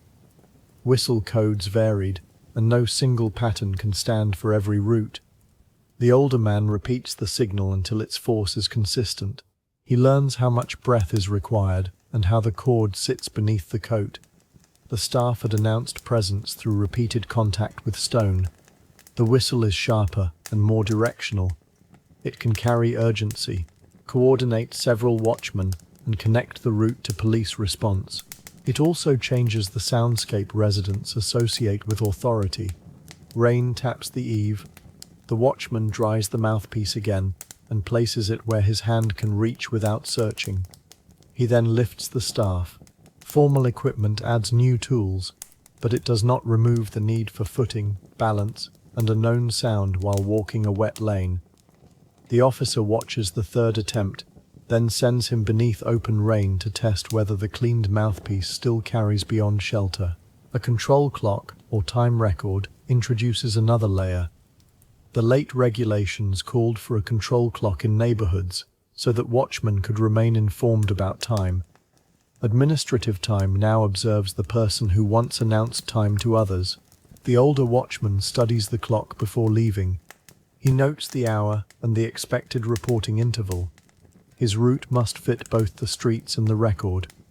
Earlier staff calls could tell households that a watchman was present and the night was progressing. Under the newer system, supervisors also want proof that the watchman performed duty at the appointed time. The direction of accountability has widened. He does not abandon his old sense of pace. He knows how long it takes to reach the fountain in rain, how a market boundary slows when carts remain late, and where a gate requires inspection. The clock cannot know those conditions. It can only expose an unexplained delay. He sets out at the recorded hour. Water runs along the paving. The brass plate catches a pale reflection from a fixed lamp on a larger street, a sign that urban lighting is expanding unevenly. The first residential lane remains dim. He uses the staff to test the wet edge of the drain and the lantern to inspect a latch. At the fountain, he checks the time again. The record and the route agree. He continues without calling the hour in the old manner, saving the staff sound for presence rather than a precise public signal. He notes that the clock's face is easier to read than the dim lane, though only the lane can explain why a round slows. The adjoining watchman meets him at the boundary. They review how to pass information. If a person appears suspicious, the late rule permits observation to the edge of the assigned area. When the person enters the next neighborhood, the whistle can alert the other watchman. If someone seeks lodging in a house, inn, or hotel under circumstances the watchman finds doubtful, the police station is to be informed. These powers enlarge surveillance. The older man understands that suspicion can attach unfairly to strangers, migrants, poor workers, or anyone whose movement is unfamiliar. Such vulnerability makes every careless judgment more serious. He asks the adjoining watchman what facts should travel with a signal. Clothing alone is too general. Direction, behavior, carried object, and the reason for concern matter. An unknown person walking steadily toward a named inn is not identical to someone testing closed doors. The officer's written rule provides authority. Local judgment supplies the distinction, with all its risks.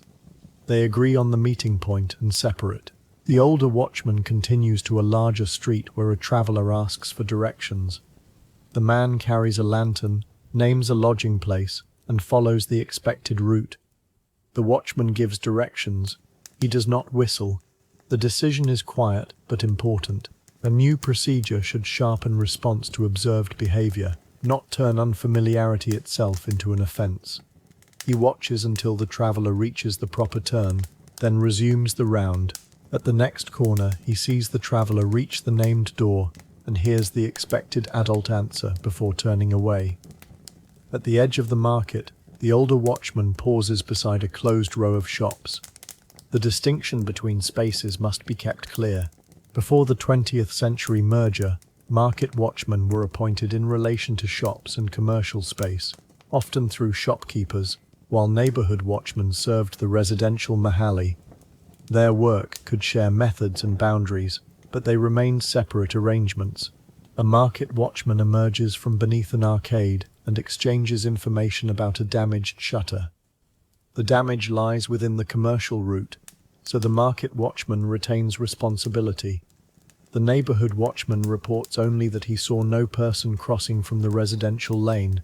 This cooperation does not erase institutional difference. The older man studies the street where houses, shops, and lodging overlap. Urban growth has made neat divisions harder to maintain. Municipal and police administration increasingly treats them as parts of one city system. He continues along the market wall without inspecting every shop. His assigned concern remains the households beyond the next turn. The brass plate identifies him to people who do not know his neighborhood face. A porter gives way. A resident recognizes him and greets him by the older familiar title. Two readings of the same person meet in one moment. He answers the greeting, crosses into the residential lane, and lets the market watchman's lantern recede behind him. The market watchman taps the damaged board once, places his own mark beside it, and accepts the matter as part of his route. The 1914 provisional law makes the administrative change explicit. It joins market and neighborhood watchmen under the category of market and neighborhood watchmen and places them in an assisting relationship to police. The older man encounters the change as a new form. His assignment now lists commercial and residential sectors within one coordinated structure. The merger does not mean that every watchman suddenly knows every shop and household. It means the previously distinct systems are governed together. He reads the headings slowly. The words carry consequences for pay, supervision, reporting, equipment, and the boundaries of assistance. The city around him has already been changing. Municipal offices expand. Police stations provide new points of authority. Fixed lighting reaches some streets before others. Movement across neighborhoods, markets, ports, and lodging areas becomes a growing administrative concern. The watchman signs for the revised duty and asks which market officer receives a report after midnight. The answer is a police station, not a shopkeeper's committee. The institutional change is becoming visible. Local knowledge is being connected to a centralized chain. He places the paper inside his coat. The old staff remains in his hand, but its sound no longer belongs only to the Mahali that supports and recognizes him. It accompanies a uniformed employee whose authority is designed to travel across a wider urban field. A clerk folds the older assignment beneath the new one, leaving both dates visible as the administrative categories change on paper. On the next round, residents respond differently to the uniform. A household that knows him opens at the staff sound before the brass plate is visible. A traveller waits for the plate and coat to identify his authority. A shop porter at the boundary looks for the whistle. The older watchman notices each response. Familiarity remains fastest within the lane. Standard appearance matters beyond it. He checks a neighbourhood gate that sits poorly after rain. Years earlier, he might have called a householder and marked the wood for mourning. He still does. The new procedure adds a note in the report if the defect affects security. He knocks. An adult resident answers. Together they seat the bolt and agree on a repair. The watchman records the house and problem in a small notebook after the door closes. Writing changes memory. The note can travel to a supervisor and survive beyond the morning conversation. It can also turn a local inconvenience into an official record with consequences the household may not control. He keeps the entry narrow, gate fitting loose, temporarily secured, repair requested. He does not add speculation about the residents. The notebook returns to his pocket. The staff resumes its measured contact with paving. Uniform and report have not replaced the old action. They have added an audience to it. The watchman's judgment now faces households, neighbouring watchmen, police, and municipal review at once. The resident reads the short entry over his shoulder, agrees with its limits, and closes the gate without adding a complaint. A resident asks for help carrying wood into a courtyard. The request would once have seemed ordinary within the broad remembered service of a neighbourhood watchman. The late regulations try to draw a line. Watchmen may assist people in need without neglecting duty, but they are not to perform private chores merely to obtain tips. Pay is formalized through a neighbourhood levy administered under municipal rules, rather than collected as informal reward for endless errands. The older man looks at the wood. It blocks part of the shared passage and will take only a moment to move clear. He helps shift the top pieces behind the threshold, leaving the household to stack the rest. The resident offers money. He refuses it and explains that clearing the lane belongs to the round, while private stacking does not. The distinction protects his time and the integrity of his pay. It also changes the affectionate memory of the watchman who did everything for everybody. Formal employment narrows some reciprocal ties. He checks the passage after the wood is moved. It is clear enough for residents and patrol. The household closes the courtyard door. No resentment is dramatized. The new boundary is simply present. The watchman records no offense. He continues toward the next corner, carrying a staff that still signals service and a whistle that signals connection to force. Both meanings remain in his hands. The remaining logs stay within the courtyard, while the cleared passage shows exactly where public duty ends and household labour resumes. An unusual movement appears near a lodging house. A man waits under an eave, looks toward the door, and checks a folded paper. The older watchman observes before approaching. The man does not test the lock or hide. He appears uncertain of the address. The watchman asks whom he seeks. The traveller names a resident and shows the paper. A person inside confirms the expected arrival. The movement is harmless. Under the new procedure, the watchman still records the encounter because the delay occurred near lodging after midnight. He writes the facts without labeling the person suspicious. Writing can both discipline and restrain judgment. A narrow factual note may prevent rumor from expanding. It also creates a trace of an ordinary traveller in the security record. The watchman weighs that consequence. The rule requires notice of doubtful lodging, not every arrival. He decides that confirmation removes doubt and enters only a brief route note rather than a police report. The traveller is admitted. The door closes. The watchman stands under the eave long enough to keep rain from the notebook. He checks the time and continues. His local knowledge still performs the decisive work. He knew which voice inside could confirm the visitor. Uniform and paper made the encounter official, but recognition resolved it without escalation. He waits until the visitor's lantern disappears inside, then leaves the threshold without asking the lodging house for unrelated names. Near the boundary, another watchman gives a whistle signal. The older man answers and moves toward the agreed point. A person has crossed from the adjoining route after looking repeatedly at closed shop fronts. The behavior, not mere unfamiliarity, has prompted attention. The two watchmen compare observations. The older man follows at a distance while the other notifies the police station. The person turns toward a known warehouse entrance and meets an employee who confirms a late delivery. The explanation is checked. No arrest follows. The police runner receives the update before reaching them. This action demonstrates the new network without making coercion into spectacle. Whistles, adjoining routes, and police assistants can move information faster than one staff call. They can also magnify a mistaken suspicion. Correction must travel as quickly as concern. The older watchman records the employee's confirmation and the reason for late access. He leaves the warehouse to the commercial watch and returns to the residential boundary. Rain has stopped. Water remains in the whistle. He clears it before placing it away. The staff touches stone as he re-enters the lane. Its lower sound carries no urgent message. Residents who know it can distinguish return from alarm. The night's formal incident has ended as a verified delivery. The wider system worked because each person revised judgment when new facts arrived. The two watchmen repeat the corrected information at their boundary, ensuring that no later patrol continues to follow the resolved delivery. At the police station near dawn, the older watchman gives his report.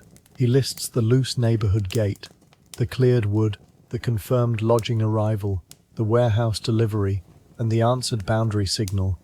He separates matters requiring repair from matters already resolved. The officer checks the time entries and asks why no police report was filed on the traveler. The watchman explains that the named resident confirmed the person before lodging was granted. The facts met no remaining threshold of suspicion. The answer is accepted and entered. This exchange pays off the institutional story. The changing watchman has become a regulated worker, uniformed and equipped, supervised by municipal and police authority, connected to other routes, and expected to assist formal policing. In 1914, market and neighborhood watchmen are administratively joined after having been distinct. Yet the procedure still depends on local human judgment. The officer did not hear the traveler answer. The regulation did not know the gate's swollen edge. The whistle did not distinguish a delivery from attempted entry. The older watchman supplied those meanings through attention and knowledge. That power remains double. It can protect, and it can intrude. Formalization does not remove the ethical burden. It records and extends it. The officer returns the notebook. The watchman steps outside. Dawn is beginning, and the route awaits one final passage. The officer marks the resolved items separately from the repair request, preserving the difference between completed judgment and unfinished maintenance. The older watchman walks back through the neighborhood wearing the coat and brass plate. The whistle rests beneath the collar. The staff meets the paving at a slow, familiar interval. A household door opens. An adult resident asks whether the gate repair was recorded. He says yes, and gives the responsible office. The answer belongs to the new system.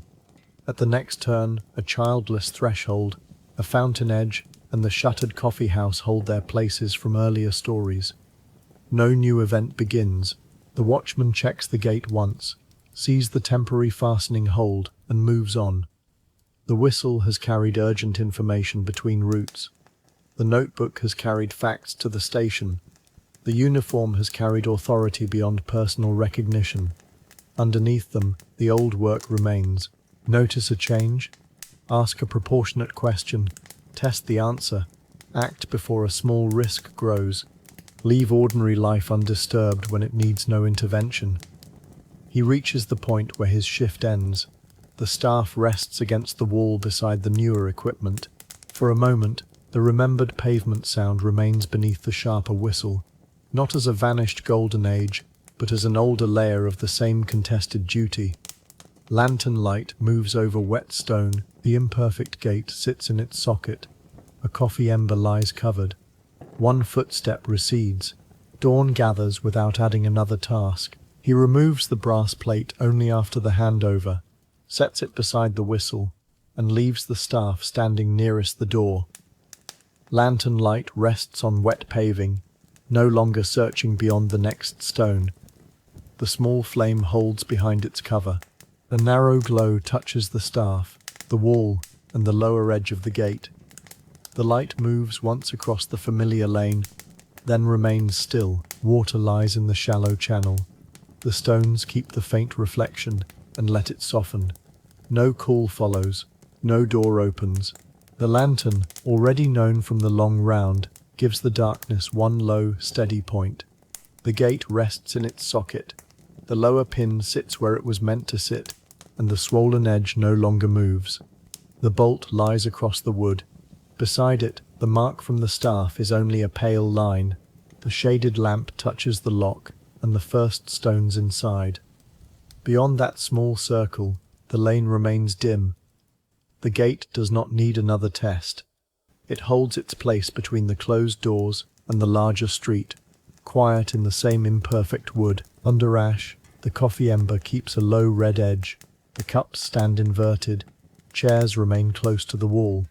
The shutter is fastened, and its wood carries no passing stripe of lantern light now. Heat stays beneath the cover, contained and familiar.